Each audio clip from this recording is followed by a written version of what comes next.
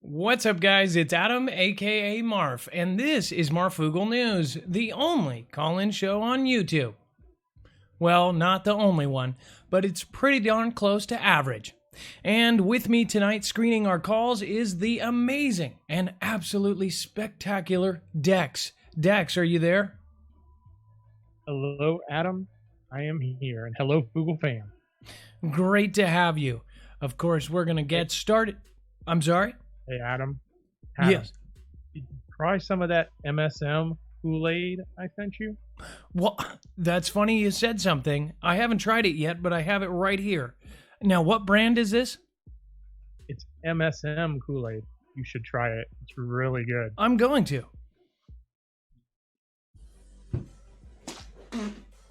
That tastes like crap. Who would drink that? You'd be surprised. A lot of people drink it every day. We'll be right back.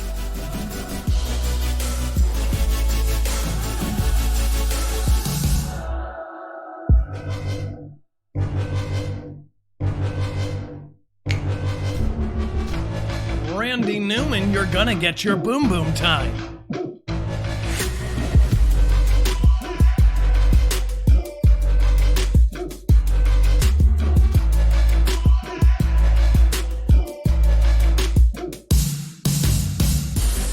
But on a serious note, that Kool-Aid tasted like crap. It's actually not Kool-Aid, it's like some sort of juice. It's disgusting. I'll just stick to my coffee. All right, being all real, if you've never been here before, my name is Adam, aka Marf, and this is Marfoogle TV. This is a live call-in show. We're going to go over all of today's news, and then, of course, we are going to go to your calls.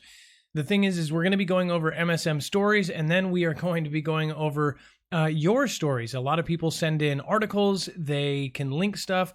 They can actually give Dex things, and we can actually show it here live on the show because Dex and myself have a live connection, and then, of course, we can then share it with the rest of you. Not only that, if it's good, we can end up linking it onto marfooglenews.com. So we have some really big stories on top of yesterday's big stories because a lot of things are kind of going, I guess, congruent. So there's a lot of negativity in the world. We try to have fun here while we talk about all the scary stuff. Again, some of these stories are very scary, and that's why we should have a good time doing it. We only have one life to live, so we might as well do it and be informed, but be informed in a fun way. As far as Dex, let's just do a quick sound check to make sure you're good. Hello, Adam. I'm here. How do I sound? All right, good. You're a little bit low. That's good. Now, okay. Dex, what would you like to say about today's news cycle? This is some pretty random mix. It's random, and it's a Saturday, so the news cycle is always off on the weekend. But man, there's a lot of talk about conflict, both inside and outside our country right now. I mean, we talked first last night. Everybody has been hitting me up all day today saying, "Oh, did you hear about the the orders that were signed?" And I'm like, "Yes, go back, watch last night's show. We talked about it. We put the link. It's up there. You can read the orders." So that there's a lot of conversation in the buzzing about what that civil order is for civil authorities for the Marine Reserves and the use of that manpower. And then we've got a lot of stories just in general about what's going on around the globe and conflict. So very interesting. So Dex, a lot of people say that we are fear porn when actually, and I have not, and I just want to say this real quick and let you guys all know, we did not take the fear porn route on that story, and I'm not directing this towards anyone because I have not actually watched anyone else's channel. But what I was told is a lot of people are going that direction with that same exact story that we shared last night. I got emails as well, even on my personal email from way back. A lot of people are concerned about that order as far as Marines on standby, the reserves, them re-signing that. one thing that we looked at too is that it was a re-signing of a thing. What did they change in there? That's what we were looking at. You know, what did they alter in that bill, and why was it prudent that they had to do it? Was it expiring? It doesn't look like it was. So why did they re-sign it? Why are they getting these folks ready for something? A lot of other channels kind of got everybody up in arms. And again, I haven't seen the video, so I don't know. I don't know who did what or whatever. And if you did do a video on it, that's fine. All I'm saying is, you know, there are things like that that are very, very unnerving to the American people. Once people start seeing it, we actually not only shared it, but we shared the actual Marines.mil government website with the full order. So you can always go to Marfoogle News. Just to show you real quick, this is marfooglenews.com. And if you actually go to this thumbnail, you will find not only tonight's show, but you will see last night's show. So Sweden moves Navy underground. And that was a real story. If you weren't here last night, they moved their a huge chunk, if not, you know, almost a huge chunk of their Navy underground in these weird tunnels in the mountain of Stockholm. Because they have a lot of threats and pressure from Russia. So I, of course, titled that Avoiding Another Pearl Harbor. Like, I don't know why they would do that. Some people said that they were putting them in there because of an asteroid. Some of them said that they were putting it there because of to protect from nukes or possible nukes. We don't know why they put them in there, but a lot of stuff. So if you click on that, you will actually go and you will see that order is down below. Now tonight, same thing. If you click on here, you will actually bring you to where you can watch tonight's show. If we clicked on this, it would start tonight's show live a couple seconds behind. And then here, there's actually all of the articles that we are reading. So if you want to read along on a second device, you are more than welcome to do so. That's what we encourage. If you are like me, I'm a visual learner. So when I hear something, it's one thing, but when I hear and see something, it sticks in my head. If you watch this show every single night, at least the most of it, we take a lot of our time doing this before every single show to make this available like this, because we want everybody to be caught up. And I know you guys are some of the most important, amazingly smart, intelligent people on the internet, and you guys are all in this niche. And it's not just watching me, it's watching my peers, and it's because you guys don't just accept what's given to you. You don't just drink the Kool-Aid. Now, that's why it's so important that you guys, even if you take 10 minutes or do it while we're doing the show, it will burn into your head. And then 6 months later down the road, you will remember that story that ties into it. We have to tie in the past, the present, and the future. That's what this show is about. So we're going to go over some really freaky stuff. Asteroids coming close to us. More NATO stuff. North Korea, of course. We've got an exoskeleton makes a man walk for the first time, and it's connected to his brain. That is all tonight on Marfoogle News. So I'm going to get started here with the news. Feel free to get your second device up.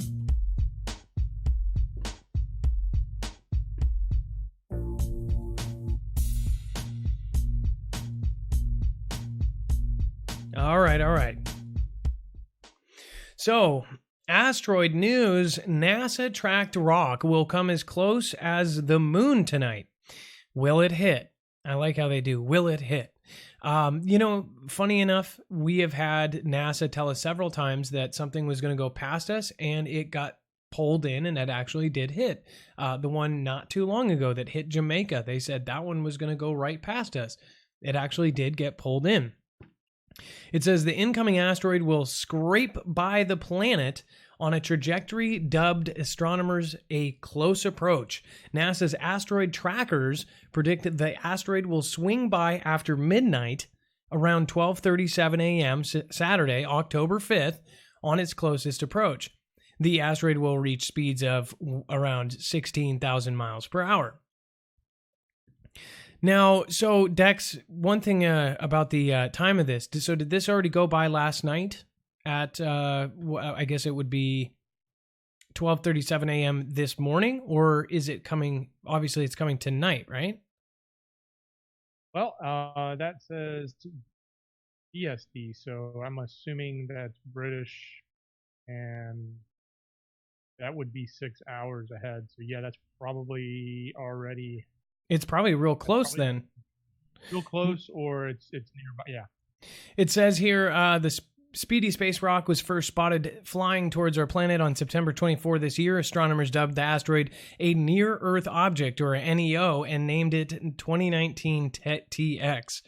It says the asteroid was also found to be an Apollo-type rock, meaning it crosses Earth's orbit on a path similar to asteroid 1862 Apollo. Now, I've never actually got that. A lot of them are the Apollo type, and they say that it does a similar orbit on the path similar to asteroid 1862. If you guys want to explain that in the chat, if somebody actually knows kind of why they named it after that, what was so special about the 1862 Apollo, that I don't know. I'm not an expert on. But of course, you can share that with the rest of the fam over in the chat.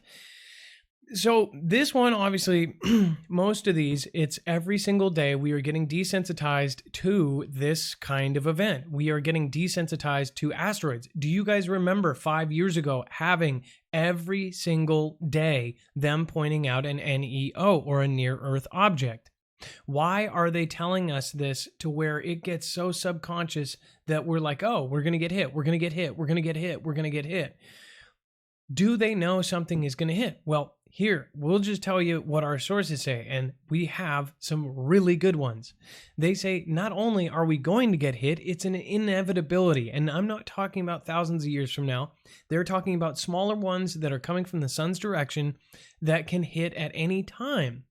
And it's not to scare you. It could happen in Chile or Brazil, anywhere in the world. It's kind of like playing the lottery of death.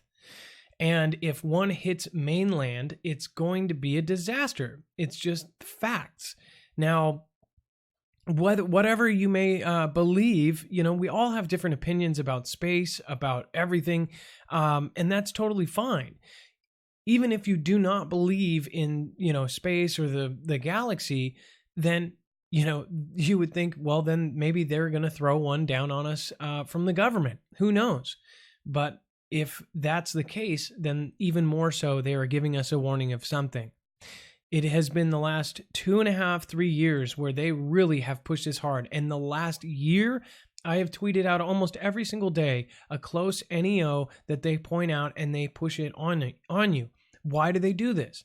Well, I'm telling you, they've got all of these different missions going on around, pushing these asteroids off to the side, or changing their trajectory, or their projected, path. It's becoming a serious thing. Now, we also found out a little bit of piece of knowledge that has not been on mainstream anywhere, and it hasn't even been on independent. All of the branches, excluding Space Force. I don't know what Space Force is doing, but I do know all of the other branches are setting aside money for a space-related project. Why? I want to know why they are setting aside money for space. Not just in the Space Force, we're talking about, and it doesn't go towards the Space Force, it goes towards a space-related project. So I would really love to know what that is. We have actually had, it's just so weird. After I first said that, it was like, boom, lot of crazy things started coming our way. So again, it's kind of good that I get stuff like that out, so I don't, know it, and then all of a sudden, I'm not here on this earth. Sometimes I feel like I've got to say it out loud. As far as this, though, I mean, I've shown you all the stories that put through. That's why I say, please remember these stories, because they come back into play a couple weeks later, a couple months later, a couple years later, and you end up seeing the patterns. You see what is going on. As far as this one missed us. They are expecting one to hit us, and it's like they know, but they're not going to tell us. And why would they? Do you think people would live in a neighborhood where an asteroid's going to hit, where it's projected to hit? What if they're wrong? What if they have everyone move out of a city because they know it's going to get hit in 2 years, and then they end up, misprojecting it, and it hits the city next to it? Now, on top of that, as far as they want to keep the economy going, they want to keep the money going, they don't want to panic people. I mean, there's obvious reasons why they're not going to. But and then they did put a little factoid. It says at least once a year, a car-sized asteroid is estimated to strike somewhere on the planet. It says at least once a year, a car-sized asteroid is estimated to strike somewhere on the Earth. So, I mean, that's even worse odds. So that means if a car-sized asteroid hits somewhere in the city instead of the ocean, that's really, really bad. In fact, that's really, really bad. Let's see. Yeah, what scares me is the ones they can't see coming, right? And they predict, or they tell us too late or at the last second. And how many of those have been? I mean, just in the time the time you've been with me for 6-7 months. How many? Oh, yeah. How many of those have we covered? We've a lot, plenty that they've either just saw it the day before, or 2 days before, maybe even a week's notice. That's not a lot of notice. And then some of them they admitted they didn't realize till after the fact. Yeah, exactly. They didn't know until 4 hours after it swung by. So, don't depend on them to find these things up in the sky. These things are coming out from all different directions. If you do not believe that they're coming from space, then who knows? If your belief is that, then I would think of it this way. What if the government's going to toss them at us? Who knows? I think that they know something is coming, and the thing is because the thing they hide, right? I don't get some of the logic because they actually hide it from even their higher ups. They hide things. Certain things are not allowed to be talked about, and like I said last night, the things that you are not allowed to talk about, the people that you're not supposed to listen to, those are always usually the things that are true. The things that they censor are the things that they are worried about, getting changed. So, there's just a ton of that going around right now. Farva, thank you, says, hint, hint, hold me closer, Tony Danza.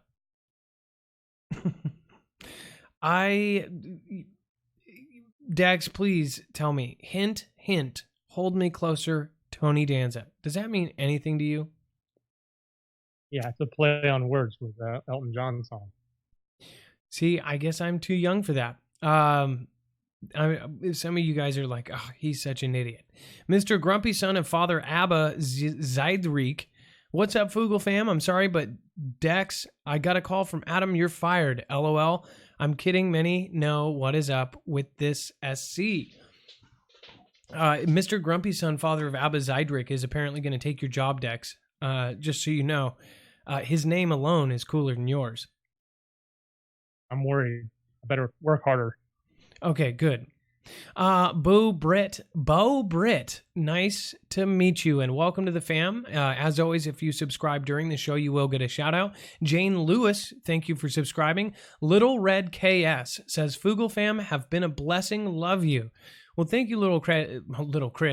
I'm Little Cred. Hey, that's my rap name. I'm Little Cred. Very little street cred. Central Florida Prepper, thank you so much. I appreciate that. You could always write a message, say hi.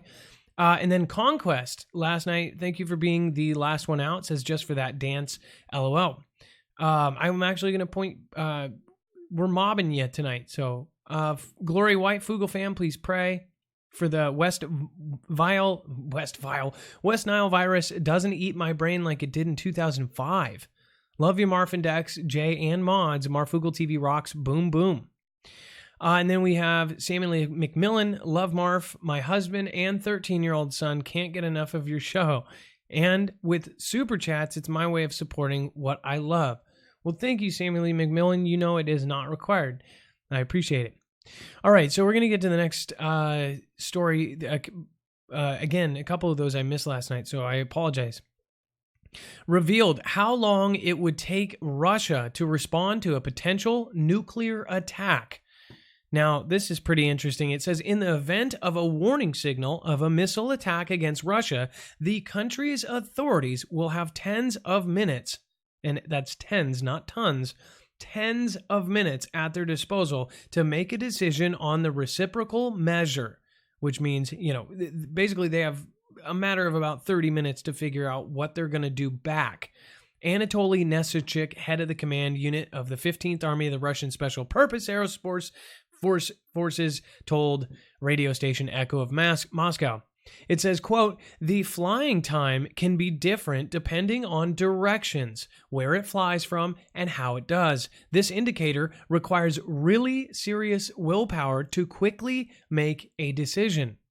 Nestachuk started off adding that generally speaking, the time is very sufficient. Not minutes, not tens of minutes, more than tens of minutes, so to speak, he explained. The commander also stated that the aerospace forces are proposing including the construction of a radio location station for the nuclear attack warning system as part of the new post-2025 state armament program. Okay, Dex, do you see this? Do you see what do you see what the hell? Oh, you should have put Deagle next to this. Let's Oh, yeah. Look at this. This is creepy, guys. Deagle, population. I know I'm spelling it wrong. Why is this not working? Deagle.com. I'm spelling Deagle wrong. Deagle? D-E-A-G-L-E? Deagle? There it is. Deagle Population Prediction Report. Okay, so this is a really scary thing, and what's even scarier is what they base it off of. Now, it's changed just a few different ways here. I want to show you this. So, unless it's changed. Yeah, so let's see. Let's find the United States. Where is the United States? Okay, so here's the United States of America. What it shows you at the top, and it says population, GDP, country. And this is the forecast for the year 2025. Now look at the United States of America, which is number 6. It says right now it's at 326 million people. It will go down to 99 million. And I don't know if you saw that, but it said negative 70%. The GDP will go from 19 million to 2.4 million. Or I'm sorry, that's the GDP. And military expense, and I don't know if that's true, from 637,000 to 32,000. So I don't know how they do that. But as far as a lot of people have freaked out about this, and then if you look, all of our allies go down as well. So if you look, Russia, it says it's down, but it's only down by negative 0%. India goes up by, what is that, 61,000 or 61 million people? Yeah. Whereas everybody that goes down, France, Canada, South Korea, Netherlands, these are all our allies. Ryan actually doesn't go down at all. What is that? 0% too? Thailand, 4,000. Turkey, they go down 9 million. And then again, Egypt, Malaysia, Nigeria, all these different countries are going up. Saudi Arabia loses people. So it's just it's kind of weird. How are these places all going to lose so many people? How is Australia going to lose 8 million people? How is Poland going to lose 5 million people? This is some pretty creepy stuff. Now, I just want you to pay attention to what this article says. The commander also stated that the aerospace forces are proposing including the construction of radio location stations for the nuclear attack warning system as part of a new post-2025 state armament program. How many of you guys think that something is going to happen in 2025? Do they know something's going to happen? There's so many things that surround 2025, and it's really freaky. What if the Bilderberg group or something like this got together, and what if part of these things that they were saying were true? Just let's throw out there and be open-minded.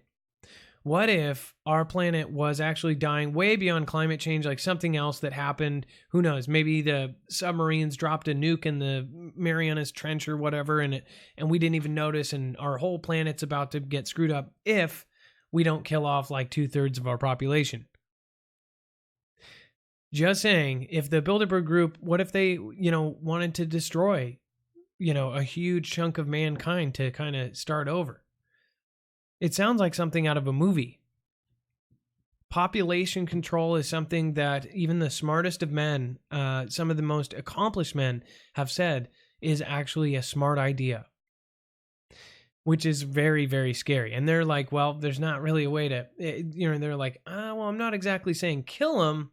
I'm just saying stop helping them. There's a lot of weird stuff around this. And this is a normal article, and it's so weird that it says post-2025 state armament program. Something like that, and you could probably look it up, and it's probably something normal, right? I don't know. It is crucial for us to receive data about adversaries from other strategic aerospace directions. We know that these places and are working actively so that the Defense Ministry includes this point in a state armament program. The top officer said, adding in line with the ongoing plan, that 2021 will see a new radio location point in Vorkuta in northern Russia. In 2022, such a station will be built in Olganorsk and in Murmansk. I have no idea. Man, those are the hardest words to say.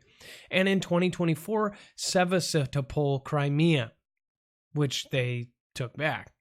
Russian authorities have reiterated multiple times that they view nuclear weapons as a defensive measure, stressing that Moscow may, in theory, attack only as a reciprocal move, according to President Vladimir Putin.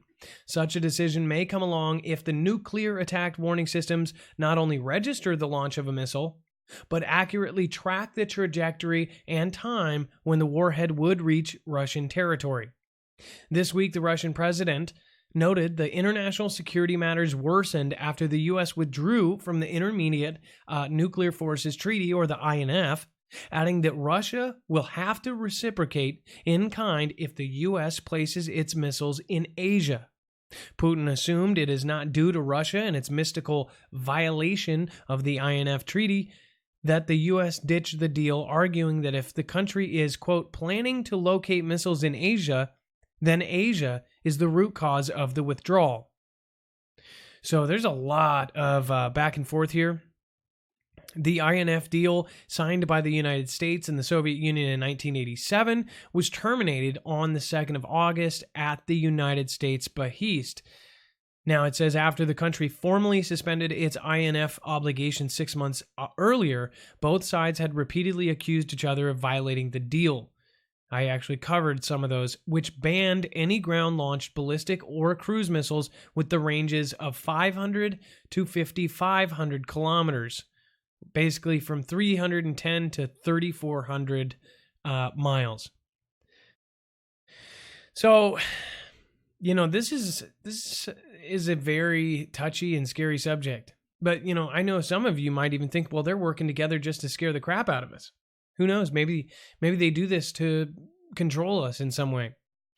I don't know. NATO publishes rare photos of intercepted Russian supersonic fighter over Baltic. So wait a second. I wonder if that the UFO videos are actually supersonic fighters. A representative of the NATO alliance, specifically the Belgian Air Force, has taken the rare step of publishing 2 photos of Russian Su-34 and Su-24 supersonic fighters to its official Twitter account, which NATO says were intercepted while patrolling Baltic airspace. The caption published with the photograph states that the images were taken during a month of NATO, quote, safeguarding the Baltic airspace, which included, quote, 109 sorties totaling 191 flying hours. The statement continues. And it says, our F-16 aircraft and crew were already scrambled 16 times and performed 8 interceptions. Yesterday, our pilots encountered a Su-34 and a 24. So I'm assuming here, so this is It says, it appears the newly released black and white photographs were taken from the lens of a thermal imager, perhaps because it may have been at night. Pretty dang clear there. And those are the supersonic fighters. So this is supposedly the Sukhoi Su-34. That thing doesn't look too behind ours. I mean, I don't know. I guess they say that there's certain things that ours do better than theirs, as far as like, you know, outturning them and things like this. But I think what I heard is that these are actually faster. Like they could catch up to us, but they wouldn't be able to catch up to our maneuvers or something like that. Oh no, I think that they could outmaneuver ours, but our sensors could sense them before they could sense us. I think that's what I read about it. But these are some pretty advanced jets that they're catching. What do you think that means? Adam, when NATO? Yeah, and Adam, our fighter jets have the latest ones have more advanced AI where they can actually combat themselves if they needed to. Combat? You mean like with no pilot? Well, if the pilot can't maneuver it well enough, the plane can take over and outmaneuver and typically maneuver better than the pilot. Man, you know how crazy that would be to ride in one of those? Especially to ride in one of those and like just set it to autopilot. That would be nuts. Those things are so crazy. I'm sure they can do G-forces that you wouldn't normally do as a pilot because it would knock you out, and the plane could, in theory, actually do it and do it all with fly-by-wire AI. That's nuts. It is. Yeah, I wonder if, like, you know, I think that's one of my dreams is just to fly as a passenger in one of those things. That's pretty sweet. Now, let's see here. Why do you think NATO, where do you think the significance is by NATO posting that? Is that some sort of FU to them or? Absolutely. I mean, there's this big push and pull with, the Baltic area and Russia. And, we just saw, yesterday, we just saw the Swedish Navy bring all of their, or want to bring all of their entire Navy underground for fear of, attack from Russia. So there's a lot going on. So all of this posturing and, showing off what we can do, what we can see, what do we know that's going on, who can respond faster. Typical, posturing for adversaries, I would say. And for war. Yes. I don't think people know what's going on here because a lot of people don't want to look at the facts. We are lining up for some sort of conflict. All right. Thank you, Dex. NK decries breakdown of talks with the U.S. were good. Supposedly, they said that. It says U.S. Secretary of State Mike Pompeo says teams from North Korea and the United States are in Sweden's capital, to resume diplomacy on Pyongyang's nuclear program. So, So Sweden yesterday moved their entire navy underground, and now they're having, Kim Jong-un. Oh, it wasn't even Kim Jong-un. It was teams from North Korea. So U.S. Secretary of State and teams from North Korea were in Sweden. And maybe Sweden was, maybe this is related. Maybe they did it just in case, Kim, the talks didn't go well and they nuked him. That's kind of weird. It says Pompeo, who was in Greece for the last leg of the European tour, said it's too early to know if talks in Stockholm, I mean, that's literally where the Navy went into hiding, on Saturday will yield progress, but he was hopeful they would. I think that's too obvious. I mean, Dex, don't you think that it's like just super obvious that they hid them because of these North Korea talks? Yeah, it could be. It seems tied. They're right there at the same time. I mean, they're back to back. So, but it's interesting is the dichotomy of this conversation is that North Korea says, hey, it's breaking down. But the U.S. says, hey, don't worry about it. We're good, right? Everything's fine. So which is it? I don't know. I mean, specifically in Stockholm, they put all of the ships in the Stockholm Mountain in this one of the largest underground. It's as big as a city underground. They can be completely self-sufficient, seal it off, including the waterways. So they could survive a nuclear attack in there with their navy, their whole navy in there. That's what's crazy. I mean, like, that's so cool. Like, if you ever played Command and Conquer or anything like that, each country kind of had like a special hero and a special like unit that was like badass, or they had a power, and it was like Russia versus US, and the US had paratroopers that you could drop in every 2 minutes. And this sounds like something out of a movie. Sweden can literally put its entire navy into a mountain. The nukes drop, and then they come out like nothing happened and kick ass. That's pretty crazy. And then it just so happens that we are meeting with, NK in Stockholm as they hide their military. I don't know. It just seems very odd. Maybe they thought because of the meeting that, NK would just go nuts and destroy their navy for no reason. I don't know. But again, NK resumed missile tests after a second summit between President DT and Kim Jong-un collapsed in February. Parts of an underwater-launched ballistic missiles test fired on Wednesday fell inside Japan's exclusive economic zone. Swedish news agency TT said NK's chief negotiator, Kim Myong-gil, arrived on Thursday, and U.S. Special Representative for North Korea, Stefan Biegun, on Friday. So two of their main guys came in and talked it out. So I don't even get why people bother talking with NK. You're dealing with a psychopath, and at some point it's just like, what's the point? Frankly, unbelievable. U.S. military develops highly stretchable Terminator-like liquid metal. This is crazy. It says U.S. military researchers have developed liquid metal systems that can autonomously change their structure when strained or stretches, in what looks like one more step towards the evil shape-shifting robot from Terminator 2, Judgment Day. According to a press release by the U.S. Air Force Research Laboratory, the new material is called polymerized liquid metal networks.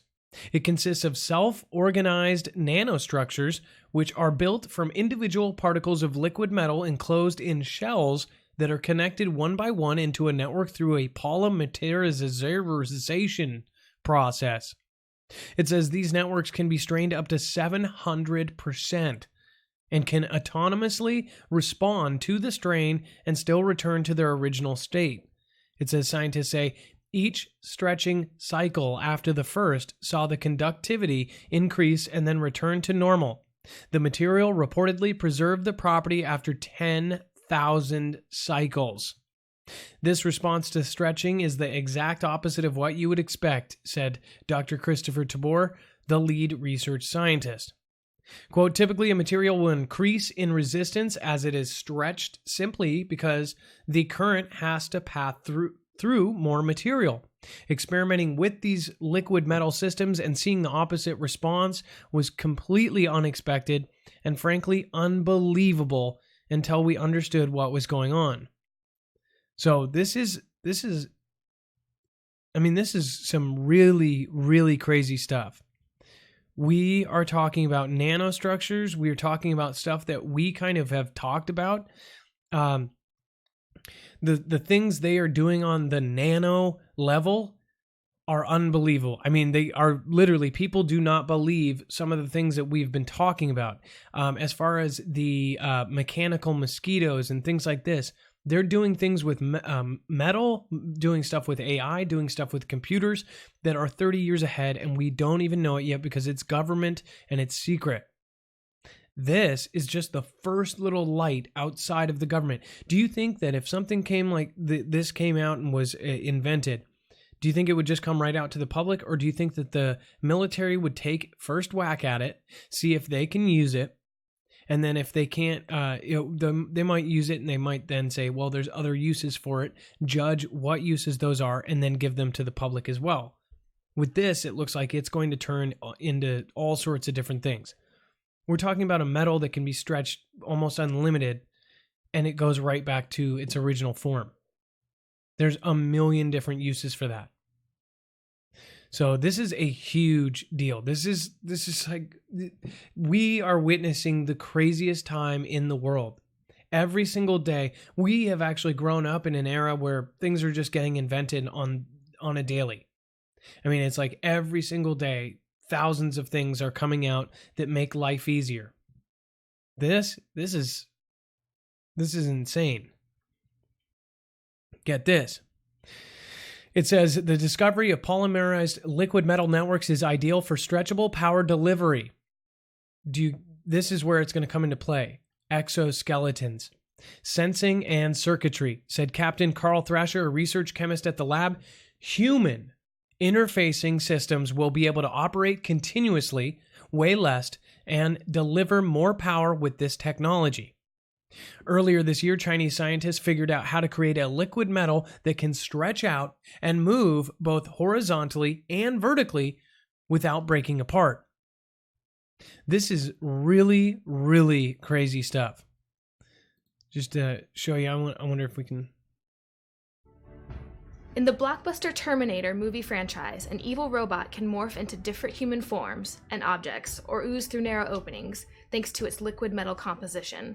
Although current robots have nowhere near these capabilities, the technology is getting closer to the development of new liquid metals that can be manipulated in 3D with magnets. Reported in ACS Applied Materials and Interfaces, the new materials could someday find applications in soft robotics. Metals that are liquids at room temperature, such as gallium and certain alloys, have unique properties that make them attractive for use in soft robots and flexible electronics. By adding magnetic particles, such as nickel or iron, researchers can produce liquid metals that interact with magnets. However, somebody just said Lucy is now happening. High surface tension and can only move that was a good movie. Liang Hu, Jing Liu, and colleagues wanted to make a magnetic liquid metal that they could move and stretch both horizontally and vertically. They added iron particles to a droplet of a gallium, indium, and tin alloy immersed in hydrochloric acid. A gallium oxide layer formed on the droplet surface, which lowered the surface tension of the liquid metal. When the team applied two magnets in opposite directions, they could stretch the droplet to almost 4 times its resting length. They could also manipulate the liquid metal to connect 2 electrodes, completing a circuit to light up an LED bulb. The liquid metal could even stretch vertically to connect 2 electrodes, the lower one in hydrochloric acid and the upper one exposed to air. Most liquid metals would turn to paste in air, but the new material remains fluid. The team also stretched the metal vertically and horizontally to connect 2 electrodes. Although the metal's no shape-shifting humanoid, the researchers do think their creation is reminiscent of an upright walking amphibian. All right, first off, this stuff is getting absolutely insane. Good comment, though, about the whole Lucy is happening. Dude, there are so many things out there. This is just nuts. So check out this next thing. We've all heard about the brain interface. This is getting even crazier. Watch fully paralyzed man walk again using brain-controlled exoskeleton prototype. Now, we've seen kind of these robot things that people are walking around in, but now we are seeing the real thing happen. And get this.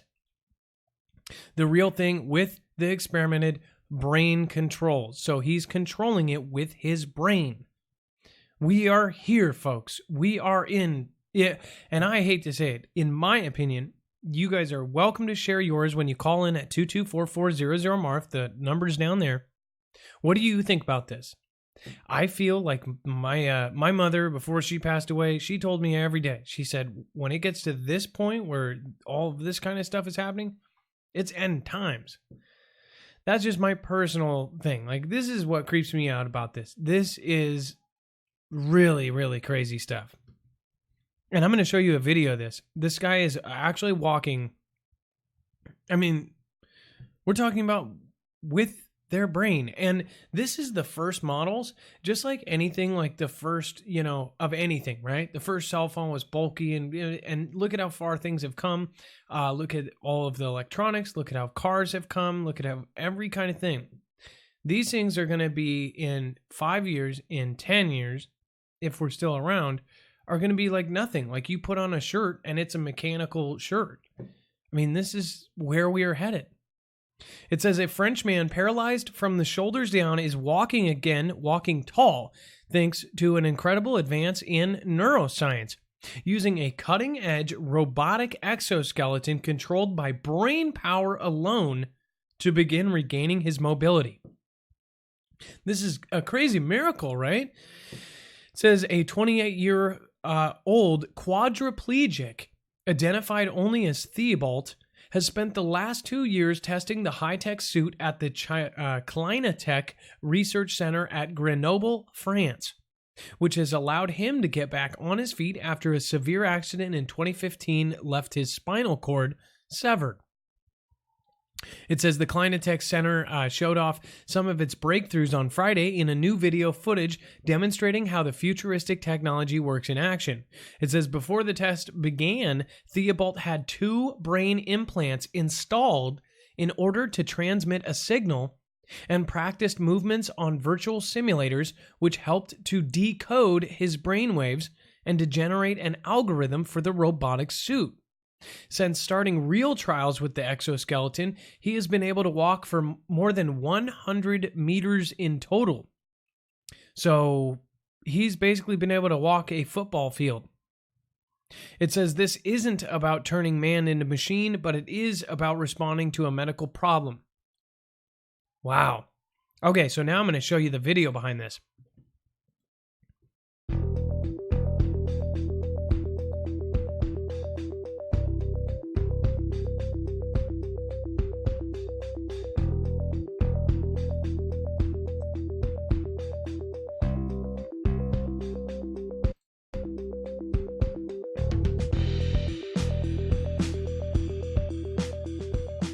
I shouldn't have even played that music.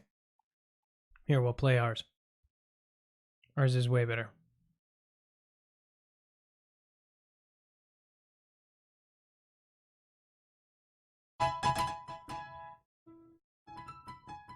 Yo.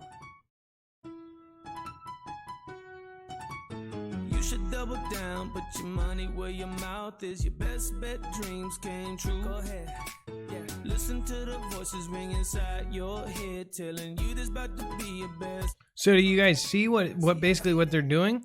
They're setting it up beforehand, and then he maps it out in his brain. This is what we are here. We are here, folks. We are here.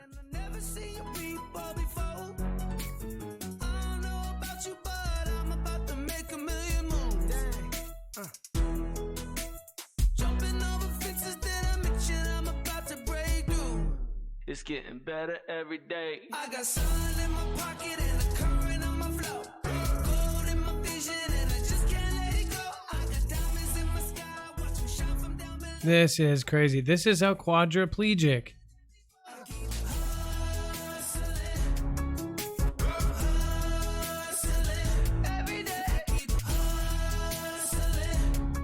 Alyssa Holmes said, I would rather use my wheelchair, thank you.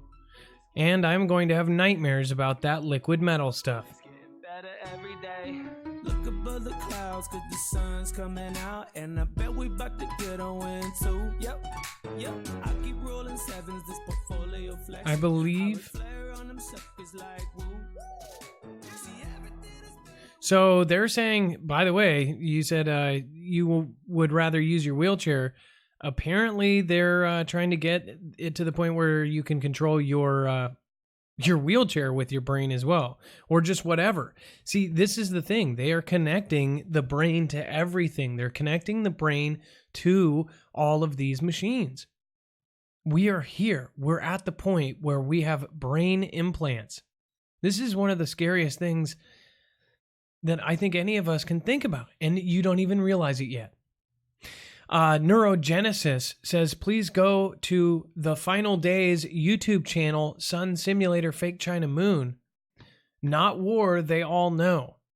They're blocking this thing with some shield.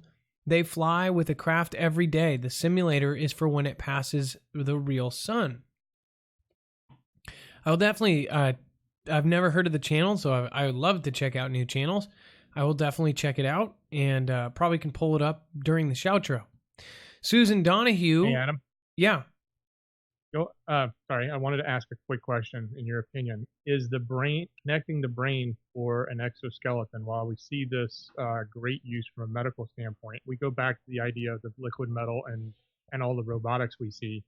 Is this the ability that we're seeing here is going to be to bring brain power from a human into a remote robot that has got an exoskeleton that can maneuver, or will we have AI first that can walk the bot around on its own before they need our brains? What do you think they need first? Human control of a robot, like a soldier sitting in a vehicle somewhere while the robot is walking across the field, but it's being controlled by the brain of the human? Or will AI come first into that robot and control it? Well, I think that's the question. That's pretty easy to answer. It seems like we're going after the human interaction right away. You're saying, why don't they have these? Well, I get what you're saying. So you would have a brain implant. Say you're in war. You're sitting there in the Hummer, and you are controlling a robot that's 5 miles away, and it's going through a little village, opening doors and making sure there's no, T cells in there. And right. Why aren't they doing that first? And then, by the way, they're actually having the person that is being connected to the robot do it, and they're trying to do it really fast. That's what you're saying, I'm assuming. Right. I actually think that they're going to have to use our human brains to control the robot. The robot, the technology, like we see with this exoskeleton, which is very primitive, but it will advance really quick. If they needed to make 1 million of them, it'd be really small and lightweight. That technology will come about a lot sooner, and we'll probably be driving those with a human brain before we have enough computing power to completely run that robot in an artificial intelligence state. Well, look at the level of computers. In 1995, we had these big, bulky, whatever year it was, the 386s. The 386 was one of the first computers I used. I know that there was a computer before that. There was the 386, the 486, and every few months the computers got slowly better. Now we're to the point where we're like 8 gigahertz quad 72 core processing power. Now we have supercomputers. We have all these things.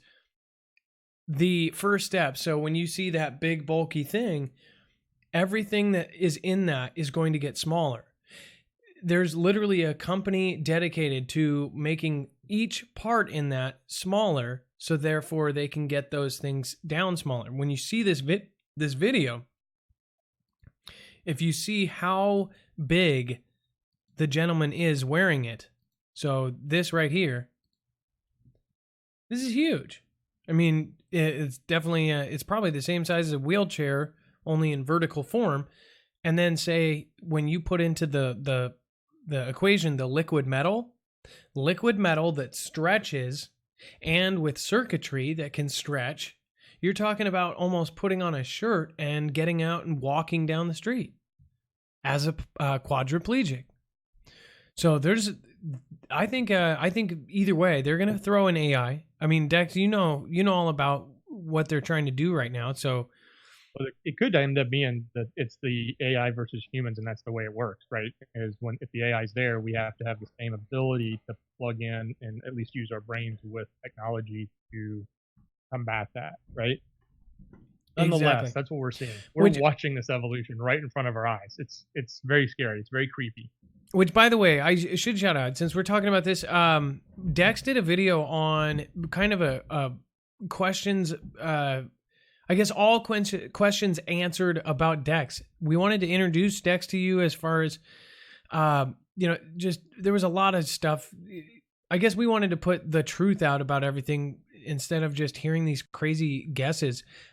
Dex has previously worked in tech. So what is so awesome is we are amazingly proud to have Dex. He knows what is going on.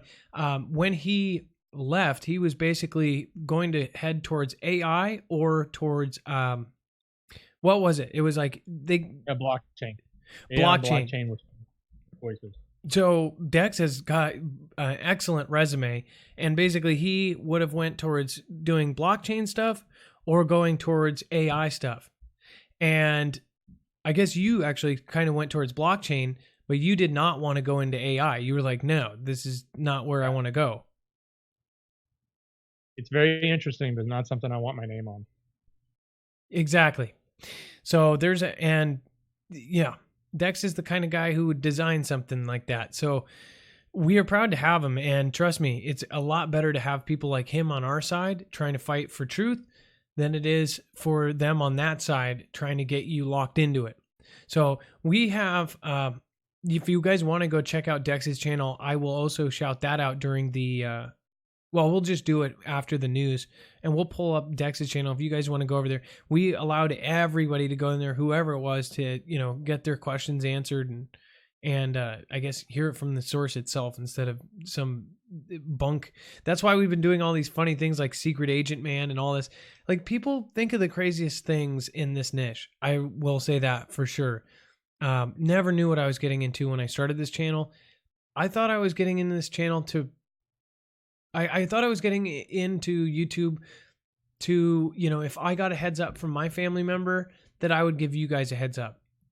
I have somebody who basically, if something was about to go down, I would know. Not only that, where at my old place, it was set up so I would get picked up. Like a helicopter would come grab me. And that is only in the worst case scenario, like literally worst case, like Cascadia subduction zone type thing. As far as, I never knew I'd get into the truther niche or whatever you want to call it. I consider myself in the prepper, preparedness kind of niche. But again, we've kind of been a jack of all trades.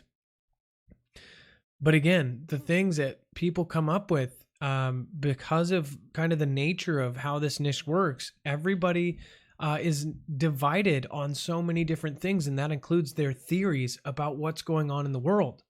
And especially in this one, everybody has their own ideas. So when you get a channel that's literally just trying to, I don't think they can believe that a human being truly wants to leave a good legacy. And I think people are jaded now. People honestly cannot fathom two good people trying to put something together and to help people. Like, not all people want to sit there their whole lives every day, be negative and put people down and, harm others to put themselves up. It's actually it's a very hard kind of person to find nowadays. At least I know. I only have one friend that's like that. And again, there's just not that many people out there. So anyways, Dex, we'll show your channel later. We may be closing in on the discovery of alien life. Are we prepared? So we've been covering a lot of stories about this lately and how they are saying that they're possibly going to tell us that there's stuff on Mars. I don't know if that's going to be the case, but it says, in the next decade or so, it's entirely possible that you will see a headline announcing that NASA has found evidence of life in space. Okay, so what are they doing right here? They are straight up telling us that they're going to tell us that there's life in space. So that means, as far as like, I don't know, I guess let's take the false alien invasion. What if all those smart looking guys that are, doing these speeches all over the country, what if they are correct? What if people like Stephen Greer and all these people are right, that they're going to do a false alien invasion and then do it, put us all under a one world order? It would sound crazy, but it's not that crazy. As far as this is saying it. They're essentially saying it. They're getting our brains prepped. They are desensitizing us to the fact that, the more that these kind of articles come out, especially by mainstream NBC, it's going to make us think like, oh, well, I wouldn't be surprised. They've been talking about it for 10 years. How many times do we do that? Do we say, oh, I wouldn't be surprised. They've been talking about it for like a year. It's the human brain. Once we've heard about something so many times, we're like, what if, what if, what if, what if? And then it happens. We're not shocked We've been hearing it for, 2 years now. We may be closing in on the discovery of alien life. Are we prepared? Yeah. It says, in the next decade or so, it's entirely possible that you'll see a headline announcing NASA has found evidence of life in space. Would that news cause you to run screaming into the street? It says, an article that appeared recently in Britain's Sunday Telegraph hints that Jim Green, the director of NASA's Planetary Science Division, thinks that the public might be discombobulated by the discovery of biology beyond the bounds of our own planet.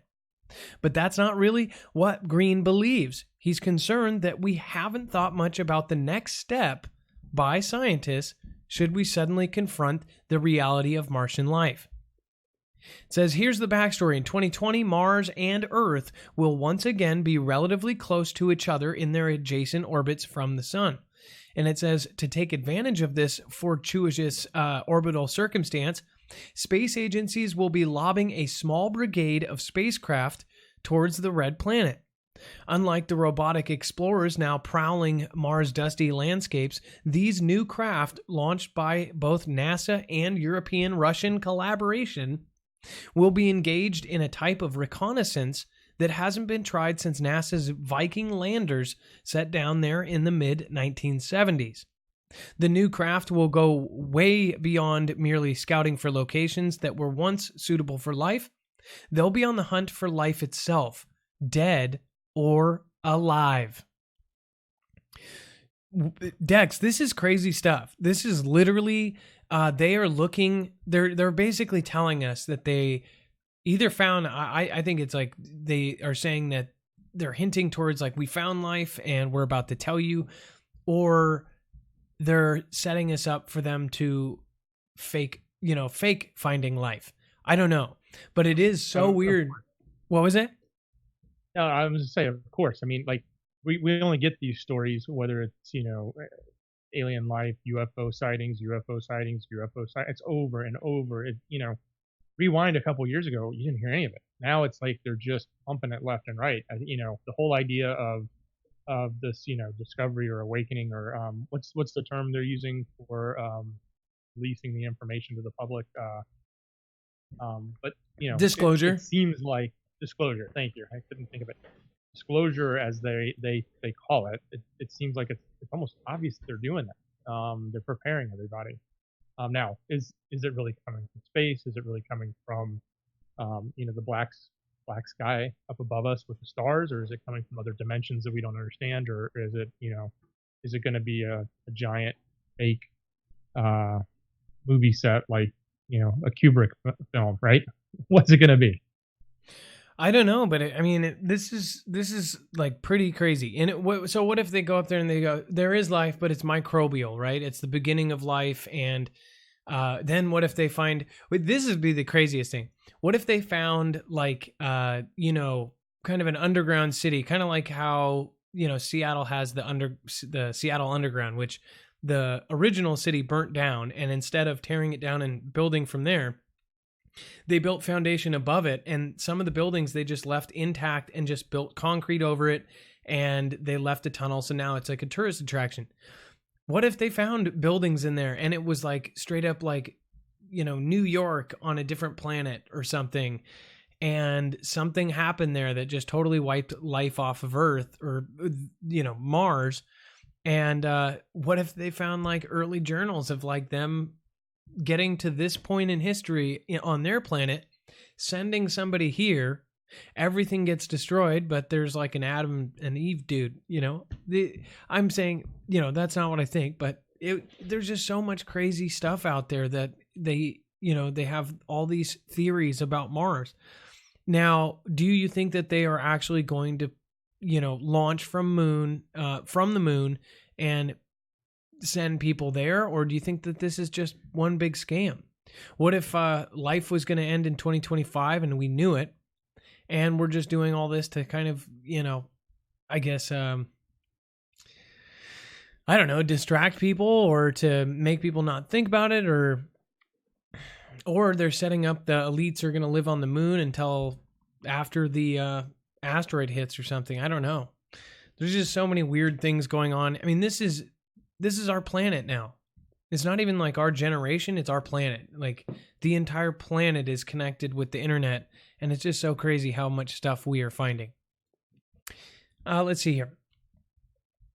UFO investigations experts claim group could have physical evidence to make some sort of definitive conclusion. Again, another one. It's like, boom. These things are everywhere. And by the way, there was a video just like that where it was like just tons of these lights that one of our Foogle Fam sent us. So I'm going to try to get that on the next show. It says former defense official Luis Elizondo on testing UFO material to determine its origins.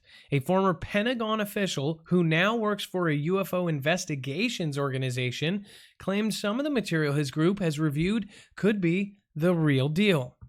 It says our company over the last year and a half has actually obtained quite a bit of material. Luis Elizondo of the To the Stars Academies of Arts and Science said on Friday on Tucker Carlson Tonight. And of course, they're doing this in the MSM. A lot of the right and left folks are doing this because of the recent admission by the Navy that the one that's shown right here, that video was real. In fact, 2 of them were real. And once you watch this video, we have that linked on the whole episode that we did on this. Once you see it, you kind of realize that these things are crazy. I mean, they're supersonic, but they're way too tiny. I mean, it doesn't look like it's actually made here on this planet. So after that, all of these MSMs are kind of talking about UFOs and aliens and whatever else. From what's going on right now, it kind of backs up the whole fake alien invasion type thing. It says Elizondo said the group is in the process of an in-depth investigations of what they have obtained. He said that the experts are looking at physical, chemical, and atomic properties and will be able to piece together summaries when the work is complete. Really, at this point, we'll be able to make some sort of definitive conclusion, he said. Elizondo added all the material the Academy is doing research into will go through the scientific process and be peer-reviewed. So they're essentially saying that they're not just going to, say, oh, this is it, or hearsay. They're going to use the scientific process. They're going to test it. They're going to try to prove it. They're going to try to repeat it. So we'll see what happens there. I really feel like something is about to come out that, we're all going to go, oh. So we'll see. This is really nuts. UPS just won FAA approval to fly as many drones as they want. And that means as many as they want. I mean, this approval, by the looks of it, looks like we could have thousands and thousands of drones in our sky very, very soon. I mean, this is really nuts. And I don't think you guys realize this, but these are already manufactured. Like, there's thousands of them. It's going to go from nothing to all over the place. This is what we are seeing right now. We are going to see thousands of these all across the sky. And then if you are a drone operator, things are going to change for us very quickly. Unfortunately, I have a Mavic 2 Pro, and it's going to be harder to fly in the near future. It's going to be fine for the next year or so, but they're changing the rules because they're going to have thousands of these flying around, and you're basically not going to be able to find a neighborhood to even put your drone up. So it's not going to be fun for the people that own them or for DJI or anybody like that, but DJI will probably get some sort of government contract. Probably already has. It says UPS announced that it has received government approval to operate a, quote, drone airline. Don't expect your next package to arrive directly on your doorstep by a drone, though. It says UPS will first use its certification to build a drone delivery network for hospital campuses around the U.S. UPS said in July that it was seeking permission from the Federal Aviation Administration to operate the network, and today it just got that. It says specifically UPS Drones Delivery subsidiary, UPS Flight Forward, was granted a Part 135 standard certification through drones.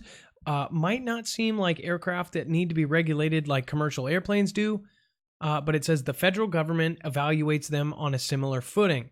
Drone delivery companies have to be certified by the FAA just like companies that fly airplanes. UPS says the certification will let the company fly as many drones as it wants, let its drones fly beyond a pilot's visual line of sight, carry cargo that weighs more than 55 pounds, and fly at night. None of these things are allowed without an exemption from the FAA. So we're going to see some crazy changes. I mean, this is history in the making, and we are watching it and we are talking about it. So absolutely nuts.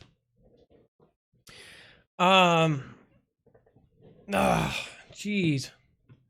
What a nuts thing that we are dealing with right now. All right, so just to bring it up, you guys, if you guys want to help support us and our broadcast here, one of the main important parts, though, too, is that we believe in what we are actually representing. EMP Shield can protect you from an EMP. So, you know, there's a lot of talk about what we are. We have always been transparent. EMP Shield, we do not only 100% believe in EMP Shield, the people from EMP Shield are some of the most amazing people you will ever meet. They have done things for the Foogle family members that they didn't even tell us about, like personally helping people.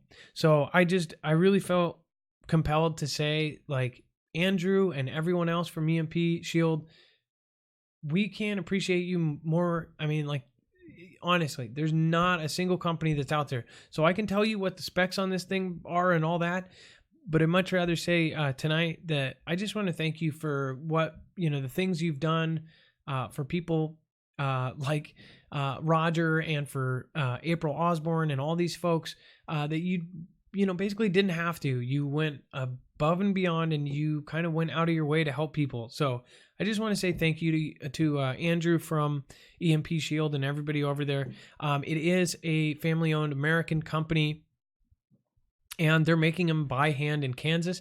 These are the same ones and the same company that is helping the Department of Defense and Homeland Security basically take this vulnerability out of our grid. As you may know, President DT signed a bill to harden our grid. We are so vulnerable right now, we could have an EMP blast or a coronal mass ejection like the Carrington event anytime now. All of our power will go off. If you've had a power outage in the last year, you know exactly how it is. Almost everybody has been through one, but imagine if the power never came back on. Now, if power does come back on and your devices are all fried, you're screwed. One really important thing to think of is, so people say, well, what if the grid never comes back on? That's why you should go for something like the generator EMP protection device. So you don't need to depend on the grid. In fact, if your generator's protected, as long as you have gas in a generator, you will have power. As far as a vehicle EMP protection device, if you can't get to your bug out place, how are you going to bug out? If your car doesn't work because of a EMP, you're kind of SOL. And then a ham radio operator EMP protection device. How are you going to connect with people? If you are one of the many people in this fam that are a ham radio operator, protect it with one of those. And then solar EMP protection. Of course, if you have a solar system, you think that that's going to, that might not be protected if you get an EMP blasting the whole circuitry of it. So again, they even have one for an RV. They have one for the home. Go to marfooglenews.com/EMP. Really easy to do, and it helps the channel grow. We're trying to bring on 2 more people.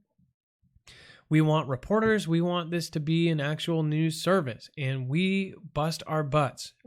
Dex and I basically do this full time. Even on our days off, we're doing stuff for this channel, so we appreciate the support from everybody. And again, nothing is required. You guys do not have to donate. Nobody has to donate. We never ask. We do ask that if there's a good company out there that we want to represent, support them, and in turn support us as well. So anyways, we're going to get the phone lines open. Nothing in this show should be considered legal, medical, or financial advice. The views of the callers can differ considerably from myself, from Dex, from anybody else who helps the show. You should always do your own research and consult with professionals. And then, of course, the internet is full of fake news, so please take everything with a grain of salt. That's why it is so important that all of us share our information and get everything and kind of, really share what we have all learned with each other and the whole fam. One of the main rules is if somebody calls, do not talk smack about them. Sorry, guys. Something is buzzing here. If you guys can hear that buzzing, please let me know. One of the main rules, though, is if somebody calls in, do not talk smack about them. They're going to come back to that chat after they're done with their call, or imagine how you would feel. So say maybe you have something that is your deep, dark secret that you believe in, but you don't really talk about because people think you're nuts. Try to dig deep and try to find that, because the whole deal here is your friends and family think you may be crazy for what you believe in. Who knows? You might even hide your computer screen and you're just looking at some President T-Man stuff, and you don't want your friends and family to know. Or you might be obsessed with Hillary. Who knows? You might be obsessed with Loch Ness Monster. This should be a safe place where you can come, where it's not taboo and we can talk about it. And somebody who fervently disagrees with you can say, okay, you believe that. Let's move on. Buddy, do you like basketball? Okay, let's talk about basketball. That's the whole point of this. Let's push each other up. Let's stop being so grossly divided. Let's put each other together. All right. And if you haven't subscribed to the other channel, make sure to check it out. Marfoogle News is on its way to 145,000 subscribers, and it will help getting there if you guys do something to bring a couple people in. Of course, tell your coworkers, tell somebody who also kind of has the itch for knowledge. Bring them over. Of course, a lot of people make stickers and posts all over the place. Do whatever you want to spread the word. You can easily do that. Actually send them to marfoogle.news. Again, marfoogle.news will bring them directly there, and it will even just give them an option to directly subscribe. Same thing with Marfoogle TV or marfoogle.tv. Boom, it brings them right there. And then, of course, the Discord, get in there. We have state groups that meet people that are like-minded, and you can go to some of the meetings. I show up at the physical meetings via Skype. So if you want to meet me and talk to me personally, it's very hard for me to get all these emails and respond. If you want to get a hold of me, good way to do that is to go to the physical meeting. I talk to everybody one-on-one. And sometimes it's hard. I spend 2.5 hours, 3 hours on a Sunday doing it. The earthing movie. This explains earthing and grounding is something I believe in and something I've been doing. I've only been doing it for a few months, but some of the Foogle Fam has been doing it for decades. It instantly changed my sleep schedule. It changed everything about all sorts of things. My digestive system, the pain in my right leg, which I had this weird throbbing and numbness, all gone. And the only thing I've changed is I've been sleeping on the sleep mat. This is a full-length feature film that you can go watch with no ads, no nothing. You get the password via the Marfoogle alerts from marfooglenews.com. Just go to marfooglenews.com/GT and boom, it'll teach you how to do that. And it's got Amy Smart, Muriel Hemingway, Deepak Chopra, professional ball players, all sorts of stars in there. And then, of course, if you want to help support us, you can do so and get yourself an awesome ground therapy mat or a universal mat that you can put at your computer. You can actually put it right under your keyboard, and you can be grounded the whole time you're on the computer. Pretty sweet, and it decreases inflammation, which is the root cause of all of the other things on your screen. These are awesome. Go to marfooglenews.com/earthing. And then, of course, with our code MH for Muriel Hemingway, you can actually get free shipping. So no matter what you end up getting, boom, MH for free shipping. And if you want to support the charity, you can actually go for one of the Marfia shirts. 100% of the 100% of the money from these go to a charity. Haven't decided exactly, but somebody said Cars for Heroes. So that's another one. And again, the Love Mob is where we go over and we show love to people. So let's do more of that and less of the other. One thing that I found in the last month or so, the more love that we send out, the more pissed off it makes people that are negative. And you have to understand, we can't change those people. We can't do anything about it. The more that we are positive and don't react, the more they just get super, super angry. I mean, they're scratching at stuff. I mean, literally. It's actually pretty bad. The funniest one, though, I heard just a couple days ago is that I'm wearing makeup, that some nights I wear makeup to cover my neck tattoo. First of all, they said I was a supremacist. This is a koi fish, by the way. I've never seen a white supremacist with a koi fish, but who knows? But also, one other thing is they've had so many times where, so somebody said I was a secret agent because my neck tattoo is drawn on or it keeps switching sides. I'm trying to find something so you guys can see. I don't know if you guys see this, but let's see here. Everything's backwards because it's flipped. And then if I use my phone in my car, it's the front camera and it flips everything. You can do it on your own camera. You can go see. But I just think that's so funny. And I'm like, these geniuses don't see that I have like a shirt with a name on it and it's totally backwards. Like, it's just kind of funny. I've always had it like that because so I could have the screen over here and then have the setup like I did at my old place. So anyways, just funny stuff, you know? All right, so Dex, let's get the phones open. Let's get the positivity flowing, and let's get there. First off, Road to Prison. 1871, America became a corporation. We are bought and sold on the stock market. Was just hit with a truth brick over the head that connects the dots. Wow. Road to Prison. It looks like you've been down the rabbit holes today. Welcome Wally Harris, Ronnie Lowe, Eric McCrae.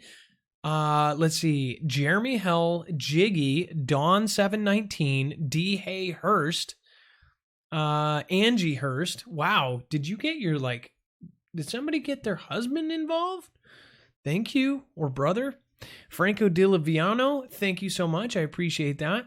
Rometown Girl, Marf, I need to know your t-shirt size. I'm a medium in men's.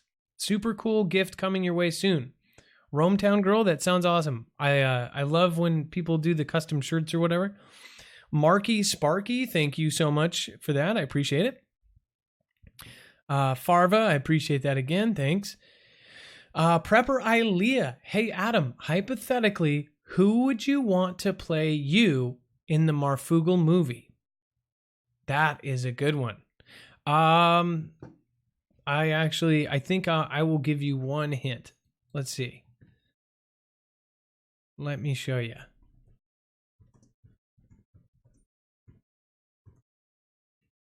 Bam.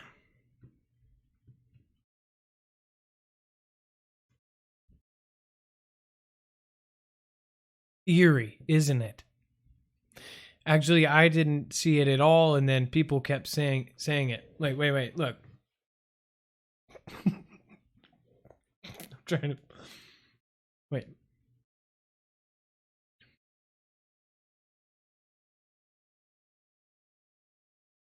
Now, they're going to say that he really is Littlefinger. Anyways, that's who I'd probably have that. And then other people say that I look like that guy from Beeble Zeeblebox from Hitchhiker's Guide to the Galaxy. I'm trying to think of his name. Dex, do you know what the guy's name is from the new one? He was in Moon and Sam Rockwell. No, I do not. Sam Rockwell. There you go. All right. And then Prepper Ilea, that's you. And then Freya 162. With all the additional drones that are expected, how is a kid supposed to fly a kite? Will they make a kite flying illegal? That's a good question, Freya, and probably. It's pretty sad. I haven't even seen a kid fly a kite in like 10 years. Okay, good point. All right, Dex, let's get the phones rolling. Thank you so much for being patient with me. Boom. All right, let's get over here. I'm going to pull on here. Mike, you are live on Marfoogle TV. Oh, hold on 1 second. Sorry about that, buddy. That's why it's buzzing.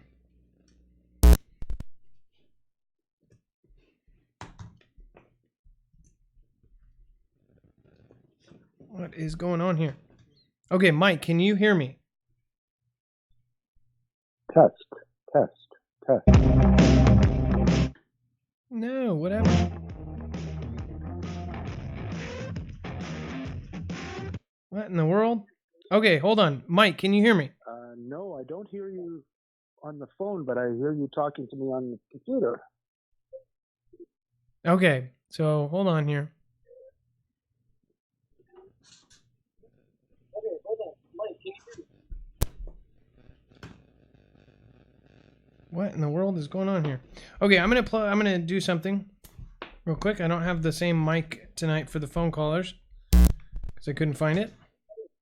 Okay, now can you hear me? Okay. I hear you loud and clear, Adam.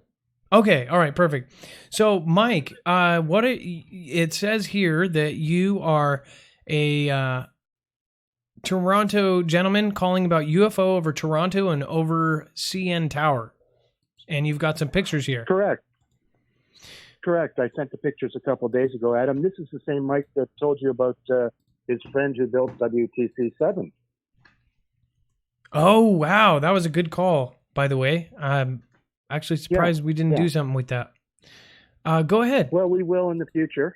Yeah, well, connected to the story about my friend who built WTC-7 is the picture of the CN Tower that I've submitted tonight.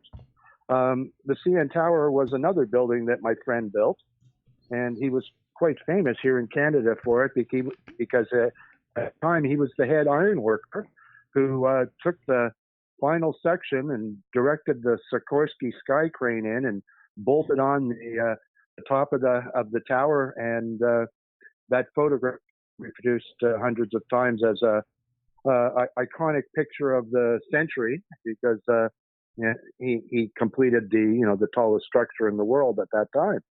But I happened to be in downtown Toronto one night, and it was almost a full moon. And I could see the tower above the buildings across the street from me and the moon to the right of it, very bright, shiny, 3/4 of a full moon. So I used my new smartphone to take a picture of it. And when I looked at the image that I'd captured, I found a second object in the sky to the left of the CN Tower, which didn't appear to the naked eye and was only visible in the camera. So I immediately thought camera reflection, that I'd burnt a spot on the screen or something like that. So I changed the camera angle, turned the camera from landscape to portrait angle, and took another picture. And the same object appeared in the sky next to the CN Tower.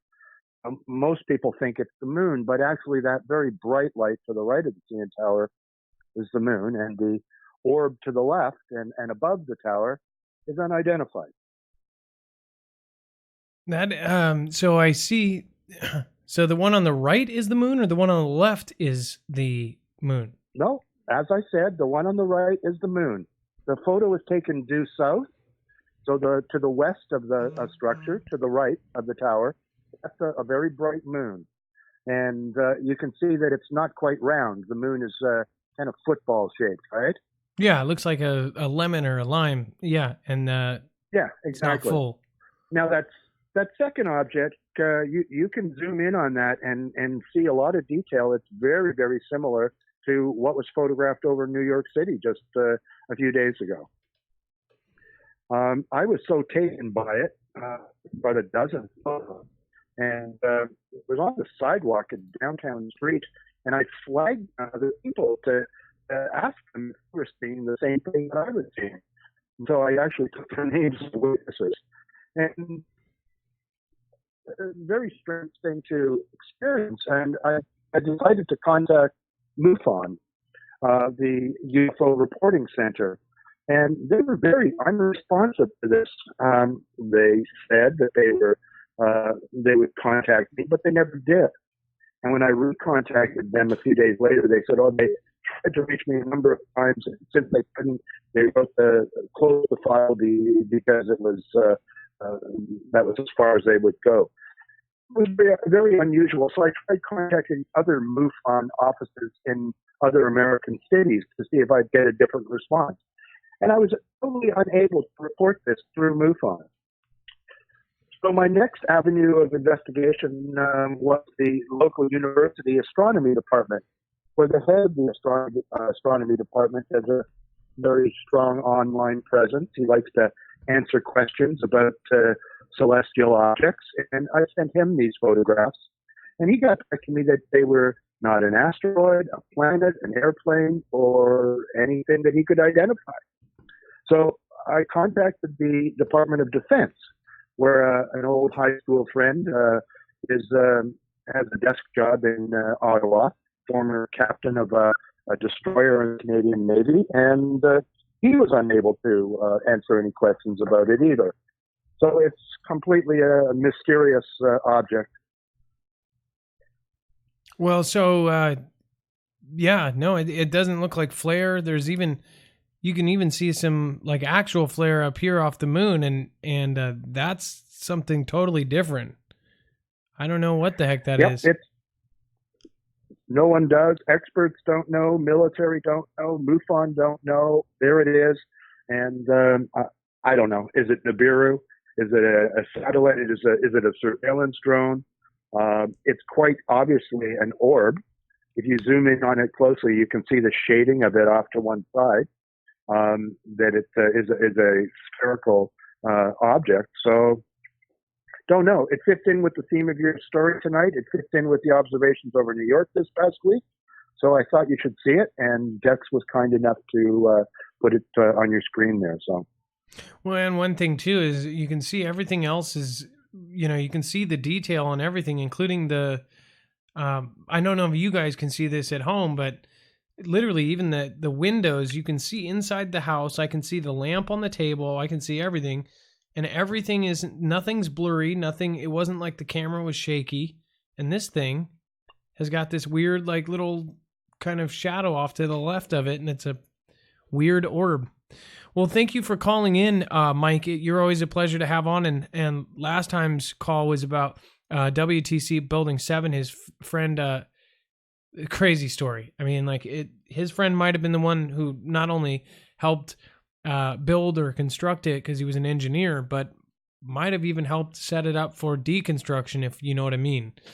But thank you, Mike. We're gonna have to connect at some point, but I will talk to you later. Okay? We will. All right. You betcha. All right, Adam. Great show. Thanks a lot, and thanks to your viewers for the good comments from my last report. Thank you. Oh yeah, people loved it. All right. Thank you so much, Mike. Have a good night. Later, man. That's what it's all about. Up next is Kathy Paina. Kathy, what is going on? Hi. Whoa, sorry about that. Well, Adam, I am. Can you hear me? Yeah, we're good. We can hear you just fine. Okay. I'm gonna just tell you the story of my encounters with aliens and when it started, and some information I have on it because I can't hear you. Yeah, what's let's see, maybe I Kathy, can. what's going on in the background? You sound like you've got some Sorry. Is that better? Yeah, did you have did you have like a live band playing or something? One of those flute players from South America? That was Garfunkel and what's his name? Anyway, I'm in my car because my other charger didn't work. It was disconnecting, so I got back. Anyway, when I was about 11 years old, and we would camp out in the backyard, and there's like 6 yards that go into the middle of this block, and these things would come down, and it was like really colorful, like lights, and it was really tickly. And we just would giggle and laugh. The same thing happened when the summer when I was 12, but only one time each time. And then after that, I think we were 14 and I had a camp out. We were hoping they would come, but they didn't. We didn't know what it was because we were below everything. And then when I was 16, I was up at a reservoir. This all happened in Utah. And when I was in Utah, my friends all got really, I don't know, drunk. I don't do that. I'm like the designated driver. I like my mind. And in the morning, I tried to wake everybody up, and nobody would wake up. And I looked over at these clouds, and there was a spaceship, and it's shaped like the disc, and it was there. Then I yelled at them to wake up, and it went behind the cloud. Then it came out again between the next cloud, and I tried to wake them up, and they wouldn't wake up. And then it went behind the other cloud. Now, I know it sounds strange, but I didn't really know what was going on. I didn't even know about what was happening in my yard when I was younger. I didn't understand it. And then about 4 months after this encounter, we were visiting some people up in north of Ogden and of the canyon, and something really bad happened there, and I had a lot of pain, and I bled for like 6 weeks, and I still didn't know what was going on until Fire in the Skies with Travis, and it all came to me about and then some other stuff about them taking fetuses from people, and I thought they tried to create a baby, they took it early. Well, the reason why they create people, because in this ancient text I found, I can't hear you, Marf, but I'm pretty sure we're still on. And so after I put it all together, I was reading this ancient text, and it said that aliens, the way they were created was one of the spirits, they were like cast out, this 1/3 of the host of heaven that were fighting against Christ. We had like a war in heaven. Anyway, this one spirit tried to create without a female counterpart. They had to create a space for these beings. They can't have bodies like us. We are allowed to have our second estate, which is our body, and they can't create. And then I saw one out here in Hawaii that was the shape of it looked like a long baseball, like a football field, and it was cut off at each corner. So I don't know what that shape is. And it happened at the same time that we could see the space station, the space station. It came across. By the way, I can't hear you because I don't know why you're not coming through on my phone. But anyway, they are real. There are people that had encounters in Utah. The ones that didn't focus on it, that didn't think about them, it just went on right by them. And these people that are telling you about these things, they really happen, but don't ever go with them. They are evil, and I believe that people are going to think they're chariots in the sky, like it says in some scriptures. And I have taught the Bible many years, and I have been very active in my church for 48 years. This happened when I was 19, the other time when I kind of put it all together. So, and the psychiatrist told me, don't tell anybody, they'll think you're crazy, one of my psychiatrists. But I just wanted to let you folks know that it is a different realm. They are not allowed to create. They do have intelligence, but they are not of us, and we are not of them. And yeah, these people that believe in Egypt, that were part of them, there are people that worship Ra. I can't put that together, except they wanted my whole story of my life, a group of people on G+. So my account's under Kathy and Aloha Freedoms Tours Hawaii.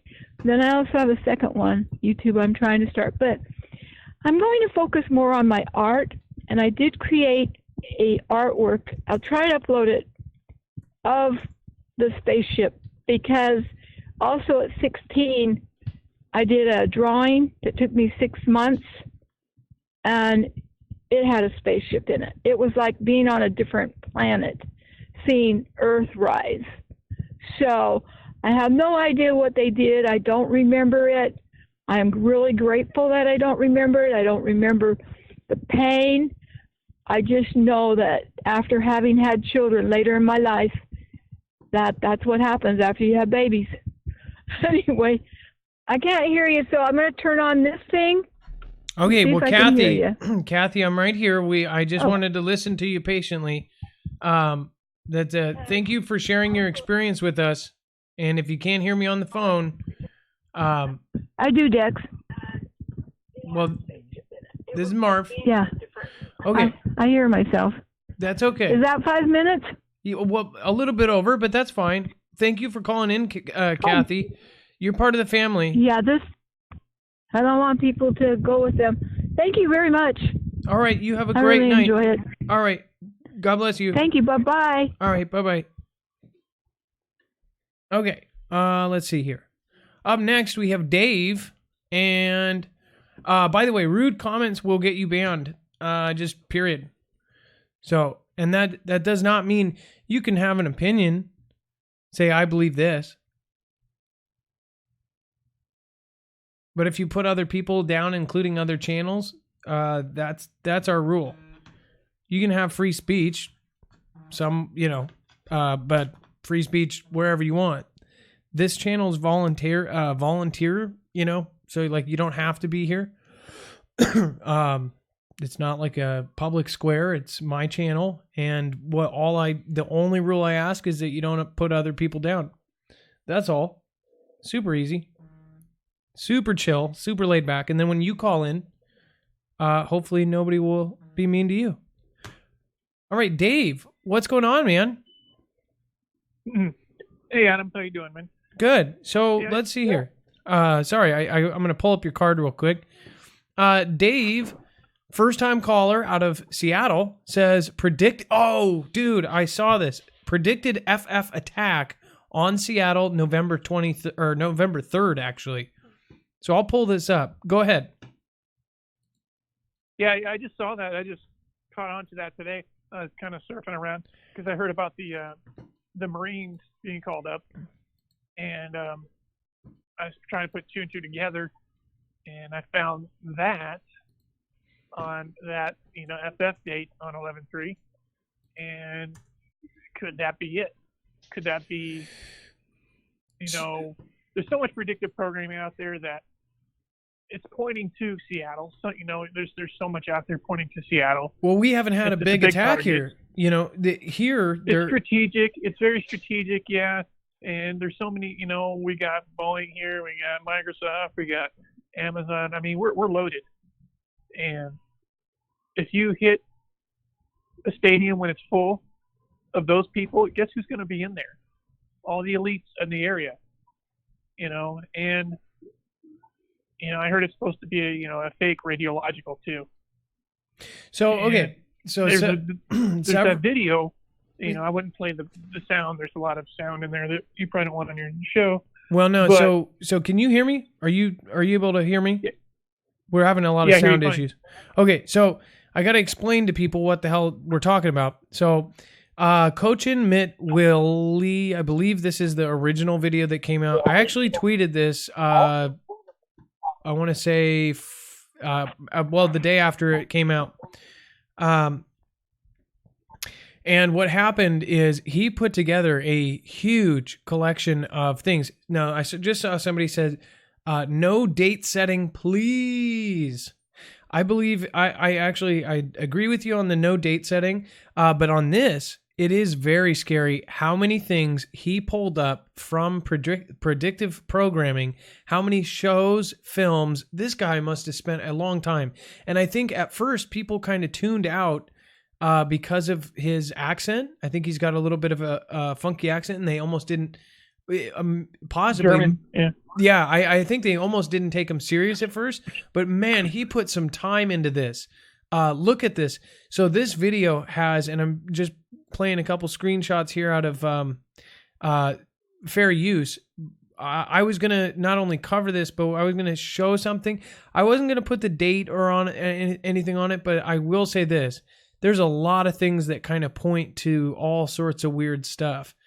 I mean, really, he took some time on this to collect all of these things. So essentially what they're saying is that there's going to be some sort of attack in Washington, where I'm at, in Seattle, and it's kind of perturbing. So, yeah. And you're in Seattle as well? Yeah, I'm up in Skyway. That's where I live.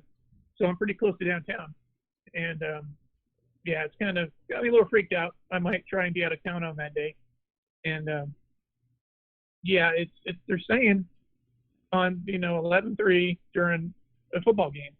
And they're playing Tampa Bay, which, their mascot is the, Skull and Bones, which, turns us towards, our Skull and Bones boys, 3-2-2. And I don't know. And like, there are so many predictive programmings in that video that after the big one in New York, looking back, we spotted all the predictive programming. And this guy, I think he might have some foresight. He might be onto something. And that's why I know if we warn enough people, that they may be able to stop it. If enough people know about it, they may pull the plug on it. You never know. So, wow, look at that. And again, the Buccaneers. So people know. Yeah. The skull and crossbones. So, by the way, and I think you're listening to me on the TV instead of the phone, but one thing that I want to point out is exactly what he said is correct. After September 2001, they looked back and there were all these weird things that kind of predicted it coming true, including government documents, weird things that were kind of connected. You would not believe the amount of stuff that if we would have saw before, it pointed right to September 2001. That's why people are setting this date. Usually when there's a date set, it doesn't happen.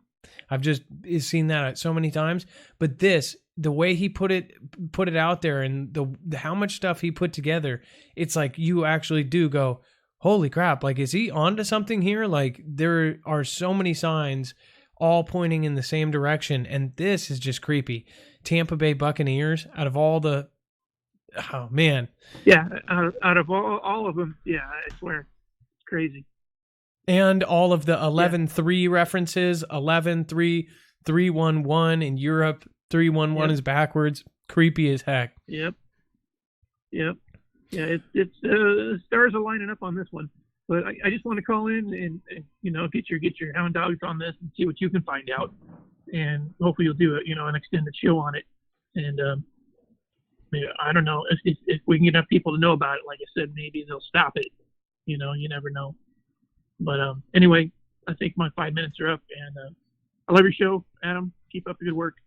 And okay, well, Dave, I hope to meet you sometime. You're close to me, so if you when we do, I hopefully you're watching when we announce our meeting here. So, all right, I appreciate you. Yeah, I would love to come down. Absolutely. All right, you have a great day. Be safe and be prepared. Absolutely. All right, bye bye. Let's see here. Man, and like the thing is I want to say I have like 3 more examples for that guy's video.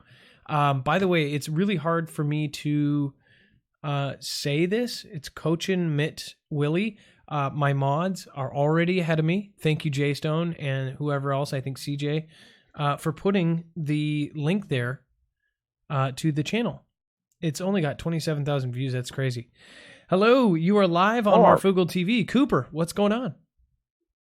Doing okay. How you doing, brother? Good. Can you hear me okay? I've been having sound issues tonight. Yes, I can hear you fine. Okay. Now, Cooper... Can you hear me? Oh, yeah. We're good. Everybody can hear you loud and clear. So, Cooper, you are actually a first-time caller, 7 Mile Island, different time periods in the Indian grounds, government detainment of explorers, calling from Alabama. What's up? What's all of that about? Yes, we have spots along the bluff shelters along 7 Mile that when it washes out, we would go and see what artifacts had actually washed out.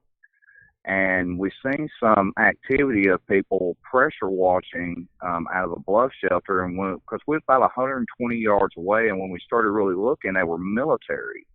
And then we started really looking, and from the skull to just the kneecaps was about 14 to 16 foot, and they haven't even washed it out.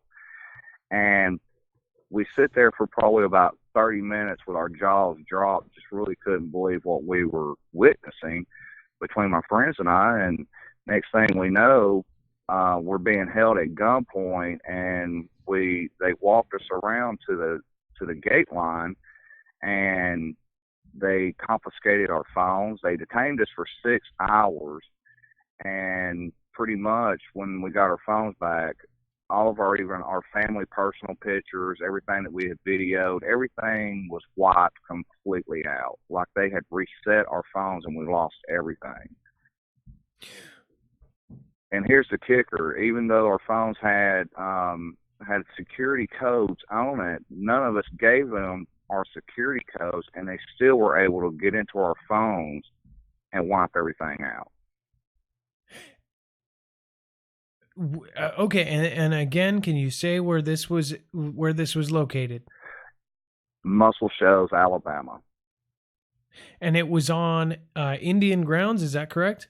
It was on right off 7 Mile Island. 7 Mile Island is a Indian mound that's 7 miles long. It's one of the longest Indian mounds in the world.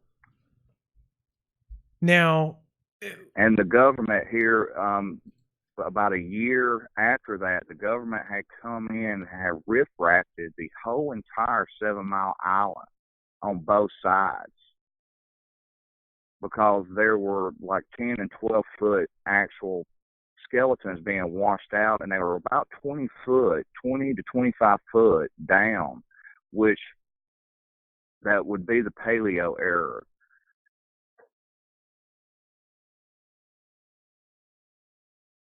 This is all some weird stuff. So you were down there, and then did you get approached? Is that how it happened? Yes, when we were videotaping, they had come up behind us. They were completely all decked out in camo. They were military. They carried us around to the very front of the gate, and a sergeant and some helicopters started landing as the sergeant was sitting there talking to us, and they had detained us. So they had kept us there for almost six and a half hours. What do you think it was? And why do you think they did that? I think that they didn't want out what they were pulling out of the blood shelters, off the caves, off the 7 Mile Island. Okay, do you want to hear something really creepy? Somebody reviewed it, and the 7 Mile Island beach. It says, "Terrible. Please stay away. I like the empty beaches with no crowds to stay the way they are. You hear me? Stay away." And it says terrible. The government just put up signs here last year, Mark. They put up signs that says no removable of any kind. That means you can't remove a stick, you can't remove a leaf. If you take and there's anything in your pocket coming off of 7 Mile Island, they will seize your vehicle. They will issue a warrant for your home and possibly take your home and everything in it. This is so weird. The Ohio River, the Mississippi River, there's no river that has that authority on that except for the Tennessee River.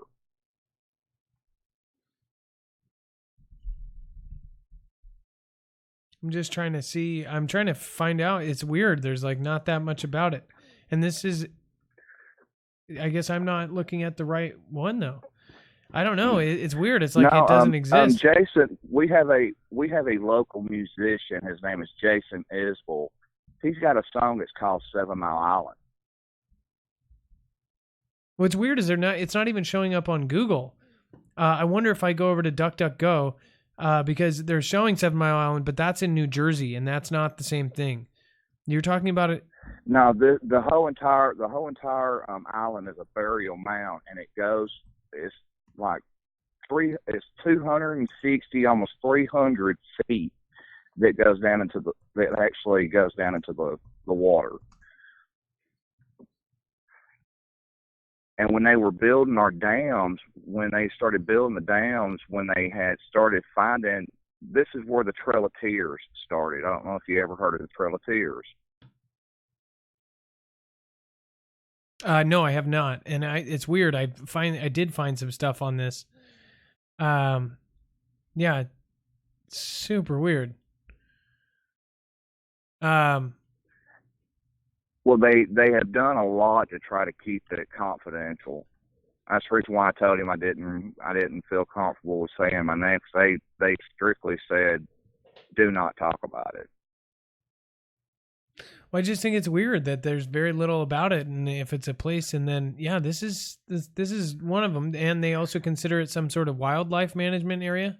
Is that correct? Yes, it is. Yep. Yes, it's considered. Yes, you can go. You can actually get a permit to just hunt on certain seasons for game, but you can't remove any wildlife or any artifacts or anything there off of it. What's weird? Somebody said that 7 Mile Island is a portal. It's just weird because I'm finding it in the other state. I'm not finding the one you're talking about, and I know it's there. Like other people said, yeah, oh, that's weird, and blah blah blah. It's and it's on like a burial ground of some sort. Is that what you said? The whole entire 7 Mile is a burial mound. Oh, weird! It's the biggest burial mound in the world. That is just freaking weird. And about anywhere between 10, 12, and 16 foot skeleton remains have washed out, and we had turned it in to the authorities to make, which, I mean, I haven't seen no, 12 foot, 16 foot person walking around here in my whole entire lifetime. But as hunting artifacts like I have over the years, when different layers of time period where something washes out, during that time period, you're finding like Clovises and Cumberlands. Okay, well that automatically tells me that it's in the Paleo era. If you know what Clovises and Cumberlands are.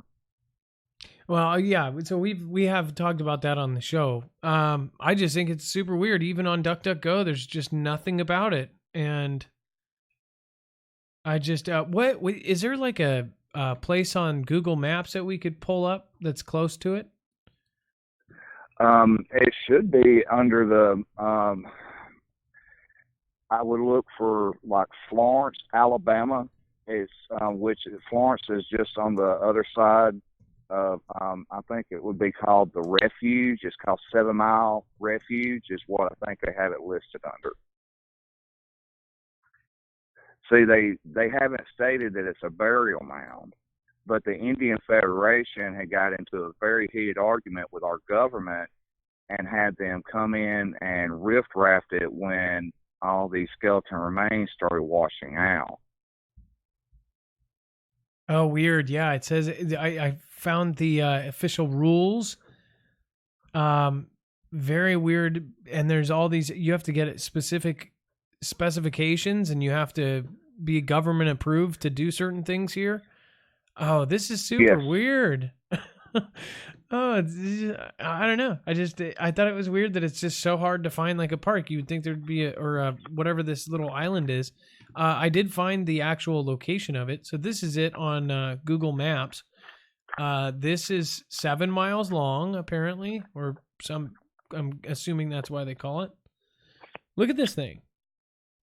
It's this weird little island in the middle of this, the Tennessee River.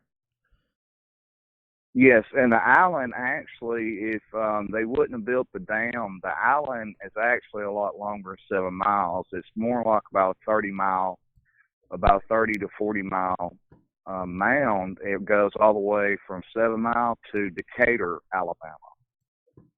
But they cut through it when they built the dams up. Like our local library shows what it was before they started building the dams. Well, very weird. There's some weird stuff going on there, and he says there's some weird stuff buried there too. Well, Cooper, I appreciate you pointing this out. Is there one more thing you want to say before you go? Everybody keep your eyes open. You never know what you'll see. I agree with you there, 100%.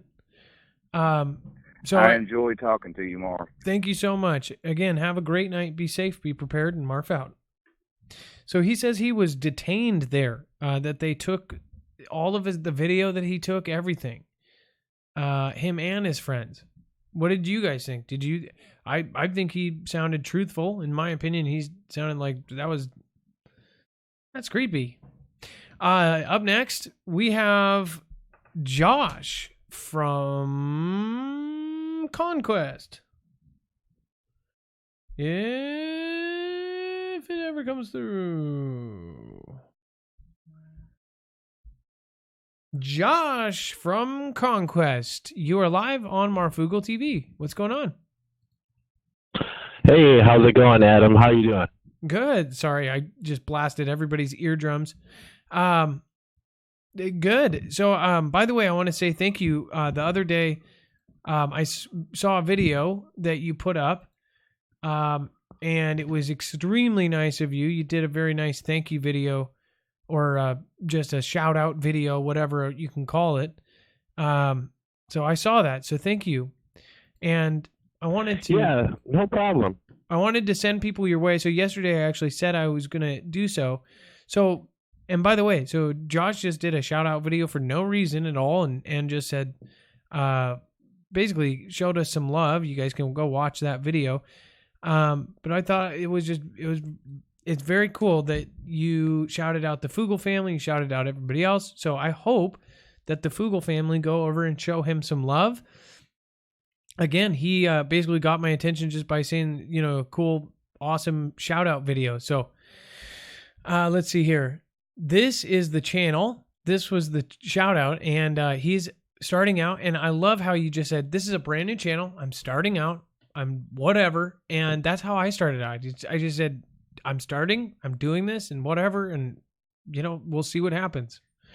So what's up, Josh? What are you about? Born and raised here in northern Michigan. I got to serve my wonderful country and all of the citizens as a part of the 82nd Airborne. And now I'm back in northern Michigan, and I'm just searching for the truth. And my ma actually told me, hey, you need to check out this channel. And at first, when I heard Marfoogle News, I thought, well, how goofy of a name. But I checked it out, and the very first video, I was hooked.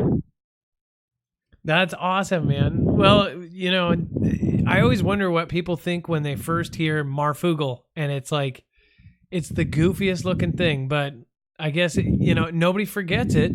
I think a lot of people are like, Marfoogle. So yeah, no, I watched your video, and I thought that that's awesome. One thing I would say to a lot of people is I think in the beginning, people say sorry a lot for everything they do or everything else. You just got to kind of do your thing. Don't worry about what anybody else says about you. You're very well spoken in your video. I hope everybody goes over. It looks like people are already going over there and subscribing. Yeah, I'm glad your mom introduced you. Say thank you to your mom, by the way. Oh, I will for sure. I'm sure she's listening as well. Hi, Mom. Hi, Josh's mom. Well, so I guess what are you going to cover on your channel? Are you going to cover anything crazy? I actually I made kind of a compilation video of a bunch of clips of just some of the crazy, corruption that's going on right now, biblically and politically, and how it's all connected. I also did a Michigan Dogman encounter video where I talked with somebody who had an encounter with a cryptid dogman-like creature, and I got to do it next to a campfire. So that was really special. That was my first like real video, I would say. And then I did my shout out video. And I actually did my shout out video after staying up watching my first live stream video and chatting with the Marfoogle family. And I tell you what, there is so much love and support in the Foogle family, and especially in that live stream chat. It's the best platform for news and just uplifting positivity. Well, can I say something to a new channel from somebody who's done this twice over with 2 channels? Sure. By the way, it sounds like you are literally in a wind tunnel test. But I would say the biggest part about growing a channel and starting one out is pay attention to every single person that, reaches out. Don't care what every person says, because obviously you'll get trolls right away. I got trolls the 5th day I had a channel. But the other part of this, the reason why all these people are here, I grinded for so long, and I was doing live shows for 10 people, and then I would reach out to all 10 of those people, and I would talk to all 10 of those people. Then it turned into 12, then it was 15, and then it was exponential. When I reached out to those 15, they would reach out to 3 more and 3 more. Just like you found the channel through your mom, it's because of her that you're here. Just, always remember that number. People get stuck on the subscriber number, and they're like, oh, I need more subscribers, like it's some sort of currency. Those are people. Each time this number goes up, it's a literal person watching. So just keep that in mind. If somebody leaves, it's nothing personal. If somebody comes, great. But don't watch any of that when you're growing a channel. Just do your best and then focus on yourself and making everything better and constantly improve everything. If you sound and video is really big right now with YouTube. They are actually maximizing, 1080 video and then good sound. They're doing frequency tests on channels. That's what I found out just a week ago.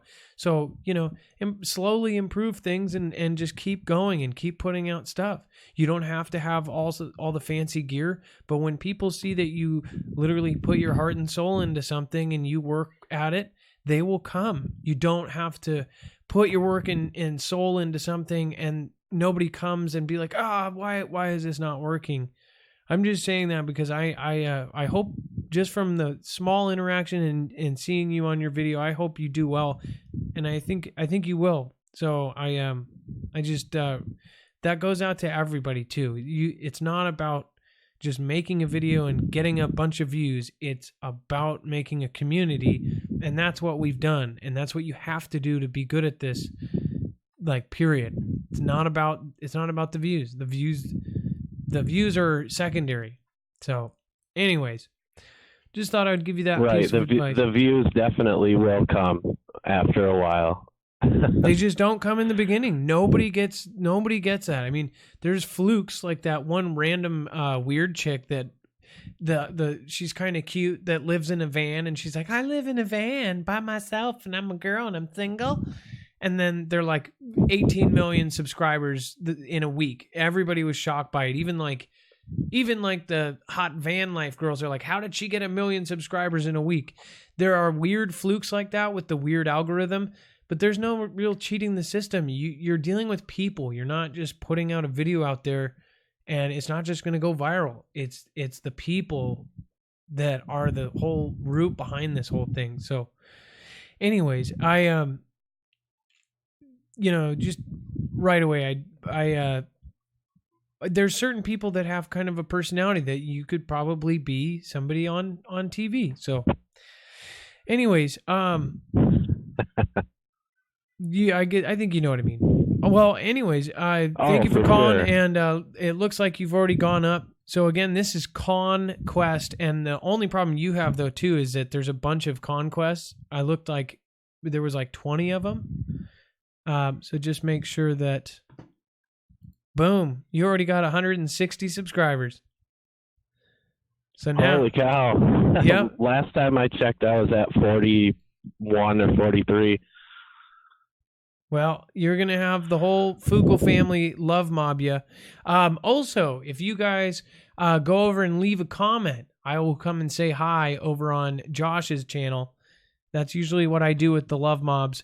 And then if you're watching the replay, thank you guys for participating in this as well. Tomorrow, I'll go check on this at 9 or 10 p.m. tomorrow night.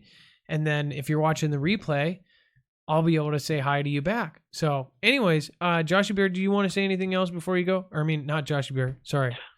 Conquest? Yeah, just thank you so much for everything that you are doing, Dex is doing, everybody that's supporting and helping out in the chat and everything. For everybody that wants prayers, just know that there are prayer warriors up here in northern Michigan that's all that they do. And I see a lot of prayer requests down in the live chat, and I've been praying as much as I possibly can, and I've been praying for the Marfoogle News channel as well. So just thank you so much for all the love and support, and I'm a Foogler. I mean, I can't deny it now. Well, by the way, I just wanted to say I apologize for calling you Joshy Bear, and that wasn't like something weird. I would assume somebody who doesn't know, I'm like, hey, Joshy Bear. There is an actual channel, which I just pulled up now too, who is another person who I really like. When I said Josh, I was like, Joshy Bear. I don't know why I said that. If you didn't know that, it would be kind of weird for me to call you Joshy Bear. But anyways, I'm pulling up. Joshy Bear is also a good channel.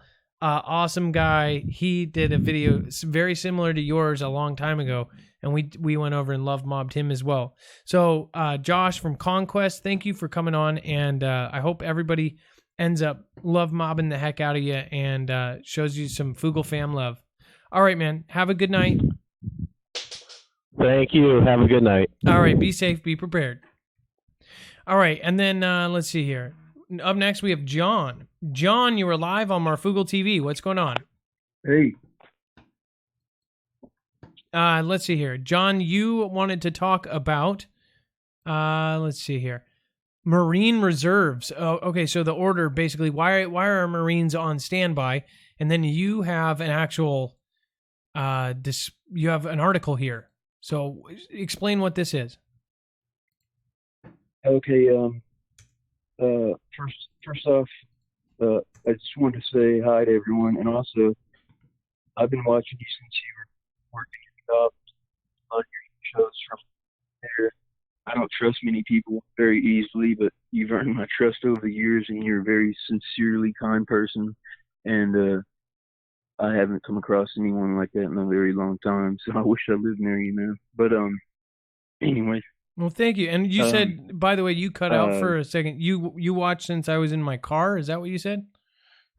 No, when you were at your job, you'd make videos from your old job sometimes. I know. I got in trouble. I ate chicken in the lunchroom, and it basically they offered me to go to a minimum wage job or to resign. So I resigned. What? Yeah, for eating I don't know if you remember that chicken video. I was in the lunchroom eating Ezel's chicken. Yeah. I plan on launching a channel with positivity and solutions and whatnot. I just had a health scare. Still scary, but so it's not at the front of my mind. But have you ever heard of the Common Sense Show? Yeah, with Dave Hodges. So Dave Hodges covered this whole thing, and this is something that we covered yesterday. Go ahead. Have you noticed what he was tying with the UN troops on the rails? Possible Marine ordeal? So he connected the fact that there were. Here's the thing. I looked through that because I got a heads up about that right after it got put out. The Dave Hodges, the Common Sense Show with Dave Hodges. I'd love to talk to that guy, by the way. I've listened to his show quite a few times. But I skimmed through to see if he had any pictures or anything, and I didn't see pictures. So I don't know who his source is, but I didn't have time. Otherwise, I would have actually watched the whole thing to well, see. he was just kind of tying it. He wasn't saying as fact. That's another thing I always watch out for. You know, sometimes people may accidentally say, "Oh yeah, we know this for a fact," but I believe that no matter what we think we know, we don't know anything for sure. So I always try to make people realize, grain of salt. even if I got a lot of data behind my opinion, it's just an opinion. But anyways, there used to be a ton of big areas where you could look on Google Earth and see a rows of like 50 by 75 white UN vehicles. F-250s, they seem like, Hummers, and smaller, maybe Chevy cars. I couldn't tell you from that high.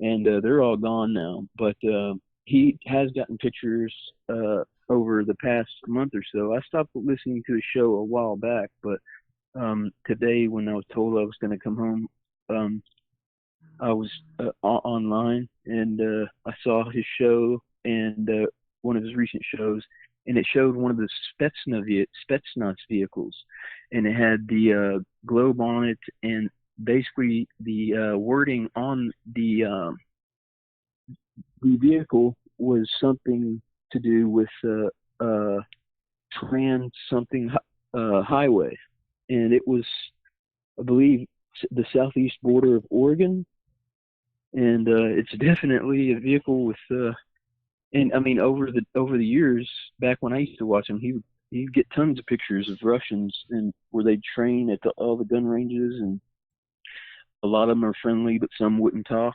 But I have no idea. I mean, what could be going on? But you know, this stuff doesn't go reported. But you know, they'll report about aliens and all the disaster. I think they keep people scared to keep them under control. It's the number one means of controlling people is fear, and I can't control tomorrow, so I got to get over it. I think I really want to start trying to offer solutions to a lot of things, because our country, especially, it could start off in California with what they're doing, saying they'd like to secede.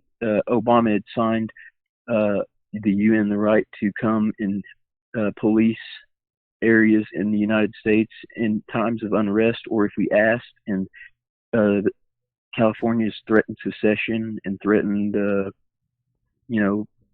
asking for UN help, and said that the ICE organization is not a viable or is not a legitimate organization in California. And there's a lot that they don't really talk about. And you know, Trump may be a great guy, but why doesn't he just talk about a lot of this stuff on, you know, truthfully, instead of just the back and forth dramatics, you know, that keeps people thinking, oh, here this, here that, you know. And meanwhile, when you investigate stuff, just like on your show, you find out there's a lot of other stuff going on that nobody cares to tell us. And I think that would change with a lot more unity. I agree. I agree. Man, we're divided. To feel really bad. I'm sorry. I sat up to get on the phone, and I'm starting to feel really sick. That's a first. Well, John, no, you don't have to. I'm sick right now. I just got out of the hospital today. I'm sorry So to I hear don't that. want to get sick on the. I don't want to get sick on the radio or the show. Oh. I can wait for you, buddy. If you need to take a second. It was a burp. Okay, sorry. But what do you think about? I hope you're okay. But on a serious note, I hope you're. Are you dealing with something serious? Yeah. Well, there's a lot of us here praying for you, including Conquest. I know that he does prayer requests and things. So, well, I agree with you on that. And then as far as like bringing up the Dave Hodges show, I think the reason somebody brought him up is because he just recently started not just doing the blacked out screen. I remembered listening to him thinking, what station is he on the radio? Because he does a very professional kind of radio type show, because he never showed his face. But apparently he is now showing his face and doing kind of a show. So you guys should all go over, and please go say hi from Adam. If you guys want to see us collaborate, there's only one way for him to know about us. Go over and say hello from the Foogle family and tell him that Adam says hi. Spread the Foogle family love so everybody can spread it to their audiences as well. Exactly. But, we need to all be I team didn't members here. have faith in you for a long time. It's just because of the way I've grown up around a lot of people who let me down, and I learned to, that a lot of people were snakes, and but you've shown sincerity in ways that I look for that people probably don't look for, and I really appreciate you being a good dude. Well, thank you. I appreciate you, man. That seriously. And you've been watching since I work. appreciate your respect for people, no matter how kooky they may sound or whatever. It's good to talk to you. I think I've talked to you one other time about 6 months ago, but I'll call in again. Did you see the document? This is what's important that I found. It was knocked off of my hard drives, but I had it on my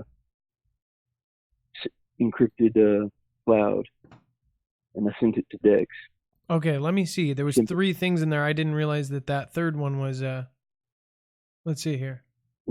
If you need to hang up with me and just go over it, it's It very, didn't come through, very Adam. disturbing. Oh, okay. It didn't come through, so we definitely want you to try to send that again. What's the best way? I sent the email. Here we go. Let's see. Yeah, we definitely want to see that. What can you describe what it is? Just tell him I'll text him. It was a study on what the Clinton campaign. It was it was to the Winston group, which is a very expensive think tank, and what they could do if the polls kept looking the way they were to fix election day.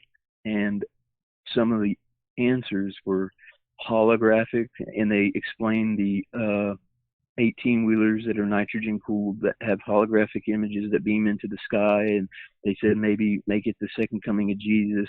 And the last one was activate one of our mini thermobaric. I don't know if it said nuclear, but I thought thermobaric meant nuclear bombs on it. I need to send this to you. I can send you the link. How about this? You know what, John? We'll end up getting it on, and we can show it on our next show. Okay. And we'll credit you. Okay. It says we would probably. There's not a very big chance of that because he may have to initiate the Dark Horse protocols. And I've heard that before, but man, if you search anywhere online, there's a few sites out there. You search for PDFs and documents, even on the dark web. Most of the sites are 404. So, but all right, it's good to talk to you, and I hope everybody out there is doing good. All right, well, thank you so much. And then Dex, it looks like you did put something there, but that's the other thing. So I'll just wait through it. Thank you, John. You have a great night. That was really, really nice of you, John. By the way, I like the way how, yeah, I could tell you meant it. And I know what videos you're talking about because I was literally at work. Gosh, it's crazy how time just flies, and it's not that far apart, but it just feels like it. Because I've done almost 5 to 6 shows a week every single night. It just feels like it's been so much longer, but at the same time, it feels like time is flown. And if you look at like my set, I've put everything I could back into the show. You guys could tell. I mean, my Legos I've always had, but as far as making it look nicer and everything else, you can go back videos and it's just like it gets crappier and crappier. And then it's like me in my car, me in the break room, me in front of like a file cabinet wearing a suit. Like, this is crazy. It's like it goes from this to like. You could see it like go back and back and back, and then this is crazy. Well, I think one of the videos was like, "This is crazy." Oh, I'm tired. Either way, thank you guys for the ones who've gone through all of it. People have recycled garbage on me from 15 years ago like 20 times now, and every time they bring my family into it, they bring everything, and it's like, what happens in the end? It actually ends up helping the channel and growing, but it puts everyone through hell involved. Like, who cared? It wasn't even a God. Nothing even happened back then. Like, this is stupid. Anyways, let's see. There was that. Dex, you are live on Marfoogle TV. What's going on? Hey, Adam. I'm happy to be here. Big Foogle fan. Hey. Hey, actually, I did give you a couple links there in the screener. There's one thing I want to talk about with the fam before we wrap up here. I saw someone tell us, hey, that Marine order was canceled. And I did some digging, and I wanted to make sure everyone understands, like, if they see that, all this buzz about the Marines being called in for civil authority. We talked about it yesterday. We said it was a manpower guidance order that was deployed. So we weren't trying to fear porn it as everybody says, but there is a lot of buzz about it on the space out on the interwebs or the YouTube land. So if you've got that link open, there is a cancellation. See that it's the second one in the list, and I know I can't see your screen because it's delayed. Wait a second. I think I'm on your channel. So yeah, you can do that too, but I need the other. Obviously, I need the other link. Okay, so here's the other link. By the way, somebody said Dave Hodges shouted me out last night, and I did not know that. So what's up, Dave? I appreciate you. And I did not know that you watched the show, or that you maybe, my people, maybe somebody sent you an email or something like, hey, look at this video. I know that we all get emails of each other's videos saying, hey, you got to check out this video. So maybe that's how you said hi. So hi, Dave. Marf on, I guess, not out yet because we haven't talked. So I got the link. I'm going to pull it up and I'm going to put it right here. And by the way, it's unspoken, but Love Mob Dex J. Boom, boom. Yeah, Dex tells all. Go check it out. Yeah, Dex talks about his past as he was very high up at a tech company, at multiple tech companies. So we've got somebody on our side that can kick ass and take names, and he's all out of names taking ass and bubblegum, but that's okay. Well, on this link I sent you here, Adam, this is the Marine site, and they have the list of the orders, and the term is a admins or something like that. If you scroll down, there's a couple, like the second one, it shows a cancellation. What? And if you read that, well, hang on, it's the cancellation of. And it's the same title as the one that everybody was up in arms over. So it's the old people one. Are actually reporting. Yeah, some people are actually reporting that it's been canceled. But you have to actually pay attention. That's cancellation of 300/14. 300/14 was the one that was very similar to this back in 2014 or 2010. It's basically pre-Trump days. So this would have been an Obama era order.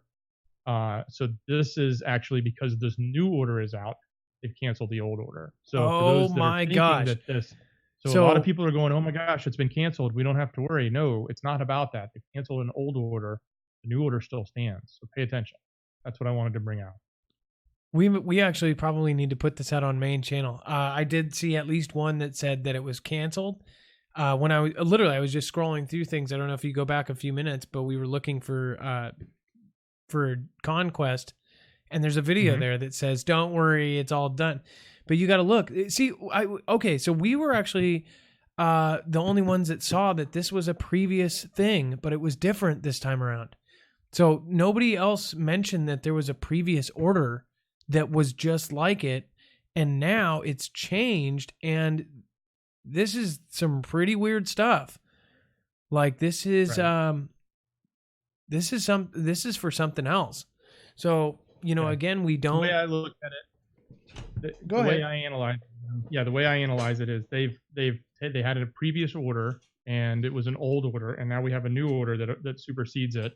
and then they have to put in a cancellation of the old order. And if you look at the progress here, the new order came out, and then the next day they canceled the old order. And so people are, again, I just want you guys to pay attention to the numbers here, because they're canceling the 300/14, not the 550 or whatever the number was from a couple days ago. So the new one that just came out apparently still stands, and we need to pay attention to what that is, and don't think that people that are reporting it's been canceled is that they're really understanding that this was a replacement. And by the way, it says maybe a stronger order. I'm not sure.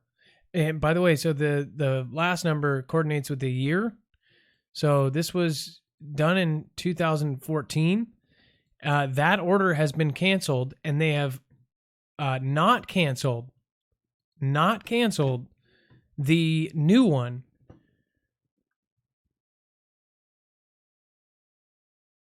Wait a second. What about this one? Cancellation of 5/36/19. No? I looked at that one. Yeah, that's not it. No, because the one where everybody's worrying about is 500/19 right below it, and the one you're clicking on there is if you scroll down a little is ways active. further, It is not 536. canceled. This is 550/19, and it is not canceled. It is completely active. 300/14 from 2014 has now been canceled. So this is in full gear. So they are kicking up for something. They put the old one out, and then now the new one is in. So, all right. Well, Dex, thank you for pointing that out. Great to Absolutely. have you here. Merry Christmas. Happy holidays if you're weird. Yeah. No, Merry Christmas works well for me, especially in the month of December. But right now, it's just fine, Adam. And I appreciate everybody. Oh. Great call tonight. So. By the way, somebody said BP said it was canceled. He was just mistaken. Oh, he said I still like BP. Oh no, dude, that I would have looked at that, and I would have said that was canceled too. Good thing Dex caught that. No.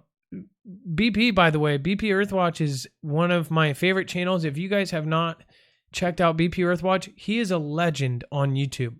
So if we were going to love mob anybody again, and we've loved mobbed him before, is the real BP Earthwatch. And he is classic. I mean, he literally had, I don't even know, 500,000 subscribers. He was one of the kings of YouTube truth, and then they took him down right before the election. He is back up to 57,000. He had to rebuild his channel from scratch. So people, if you really know somebody who worked hard like this and got taken out just like that, this is the one. I would hope you guys would help me rebuild my channel when I get taken down, I'm assuming. So I hope that he gets my back as much as I've gotten his when I get taken down. So, because maybe he'll be back up again, and can help me out. And that's it. Again, this is why I don't get why all these YouTube channels fight. You realize if you build everybody up, it's like it kind of reminds me, I haven't been single in like 10 years or something, but if you're at the club and you say all these nice things about your friend, not only does your friend look good, but you actually look better too. You're literally like, oh no, he's the coolest, he's the best. Most of the time, in my experience, the woman would end up being like, oh, he's so awesome. He just wants to push other people up. And then boom, they end up liking you for being such a good guy.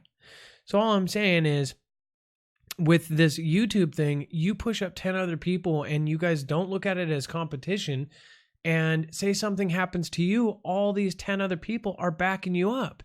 Instead of talking smack to 10 other channels and they're reporting you all the time and they're doing all this, and then when you get knocked off, nobody cares. They're like, screw that guy, he was a jackass.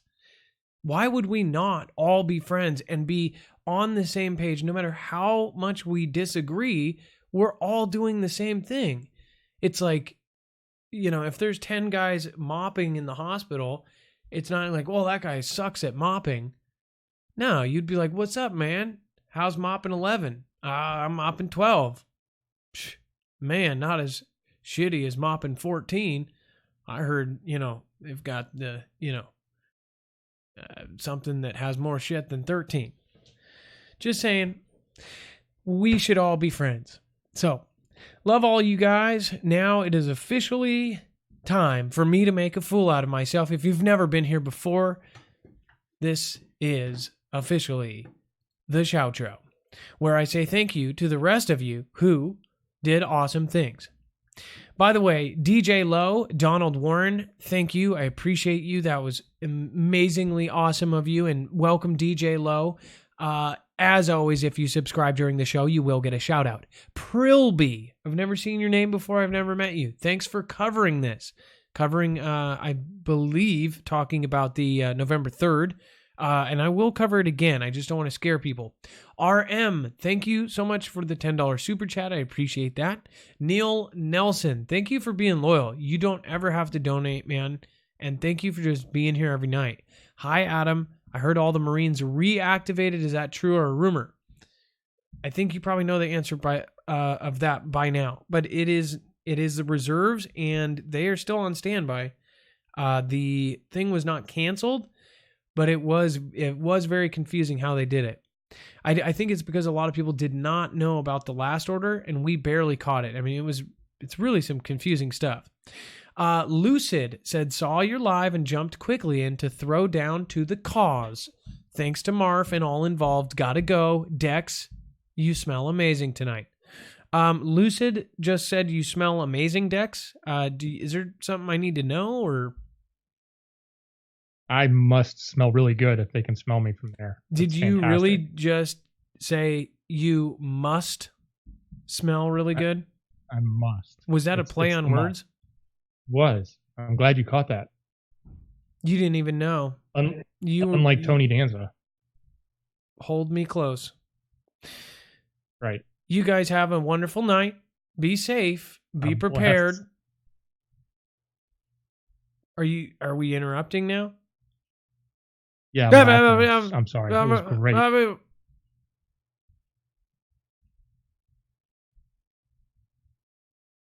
No, you go. No, it's you. It's all you, man. All right. Now God bless everybody. It's time for the shoutro. It's not an outro. It's not a shout out. It's a shoutro.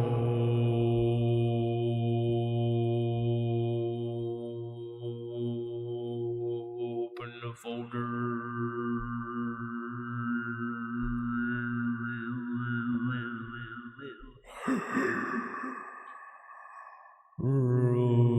They said they wanted a boom boom, so they got the boom boom.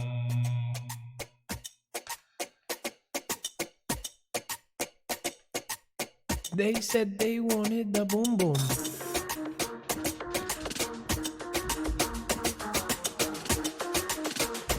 They said they wanted the boom boom.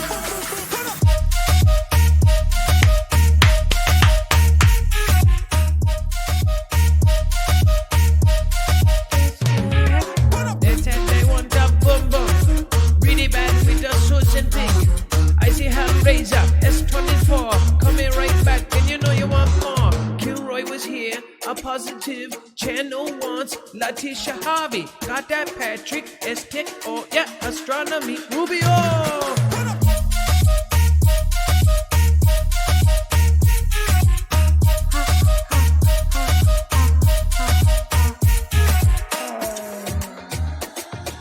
Mosquitoes and butterflies type of life, thank you for coming. Little Red KS, thank you for supporting. Renee Vester, thank you for being an awesome person. Abe Baker, an enlightened truth seeker, thank you for being here. Able Bodied, thank you for always getting my backs in the comment section. I see you. Always making logical sense. Now, you have entered the Marf Zone.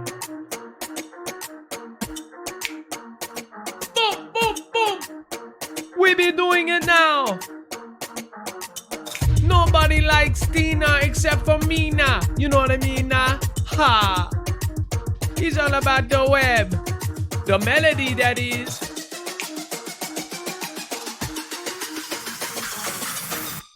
Boom, boom.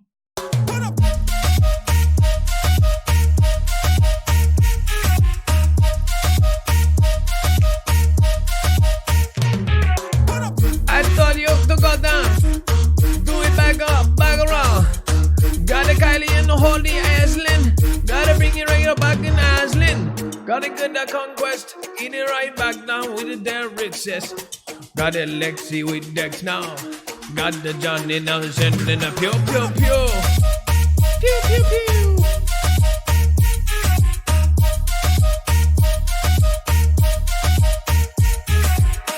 I've got the Lexi and Dex now.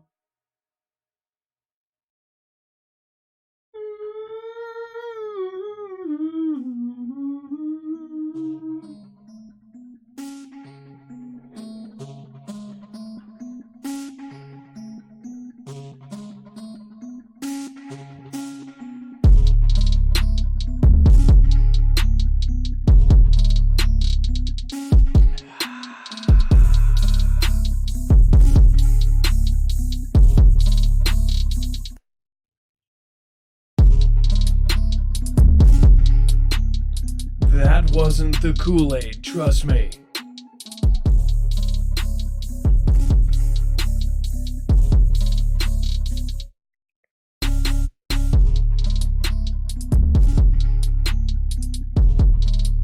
Hey, thank you all for coming.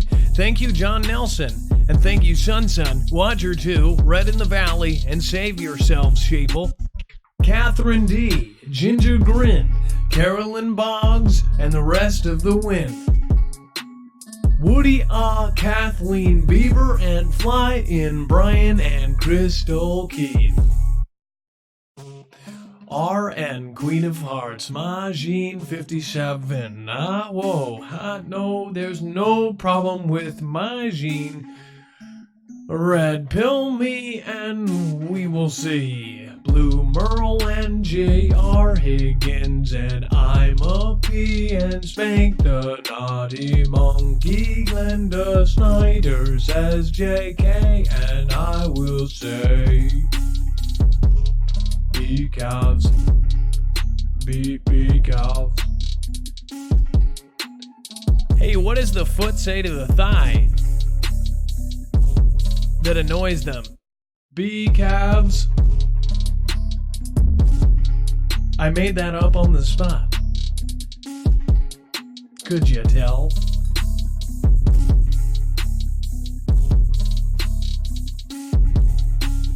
Now save yourself, sheepo. Sweet dreams with sweet rims. Heidi 12 and the rest of them all watching from the BAM. Flat Earth with no D. Want to hang out with Charlene? Got that ginger grin on you, like you need do, like you need do.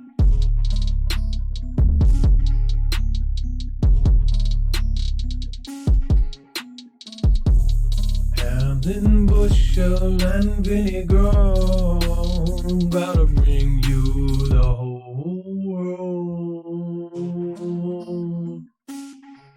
Yeah. Uh-oh, it's time for love at the right price. Freedom.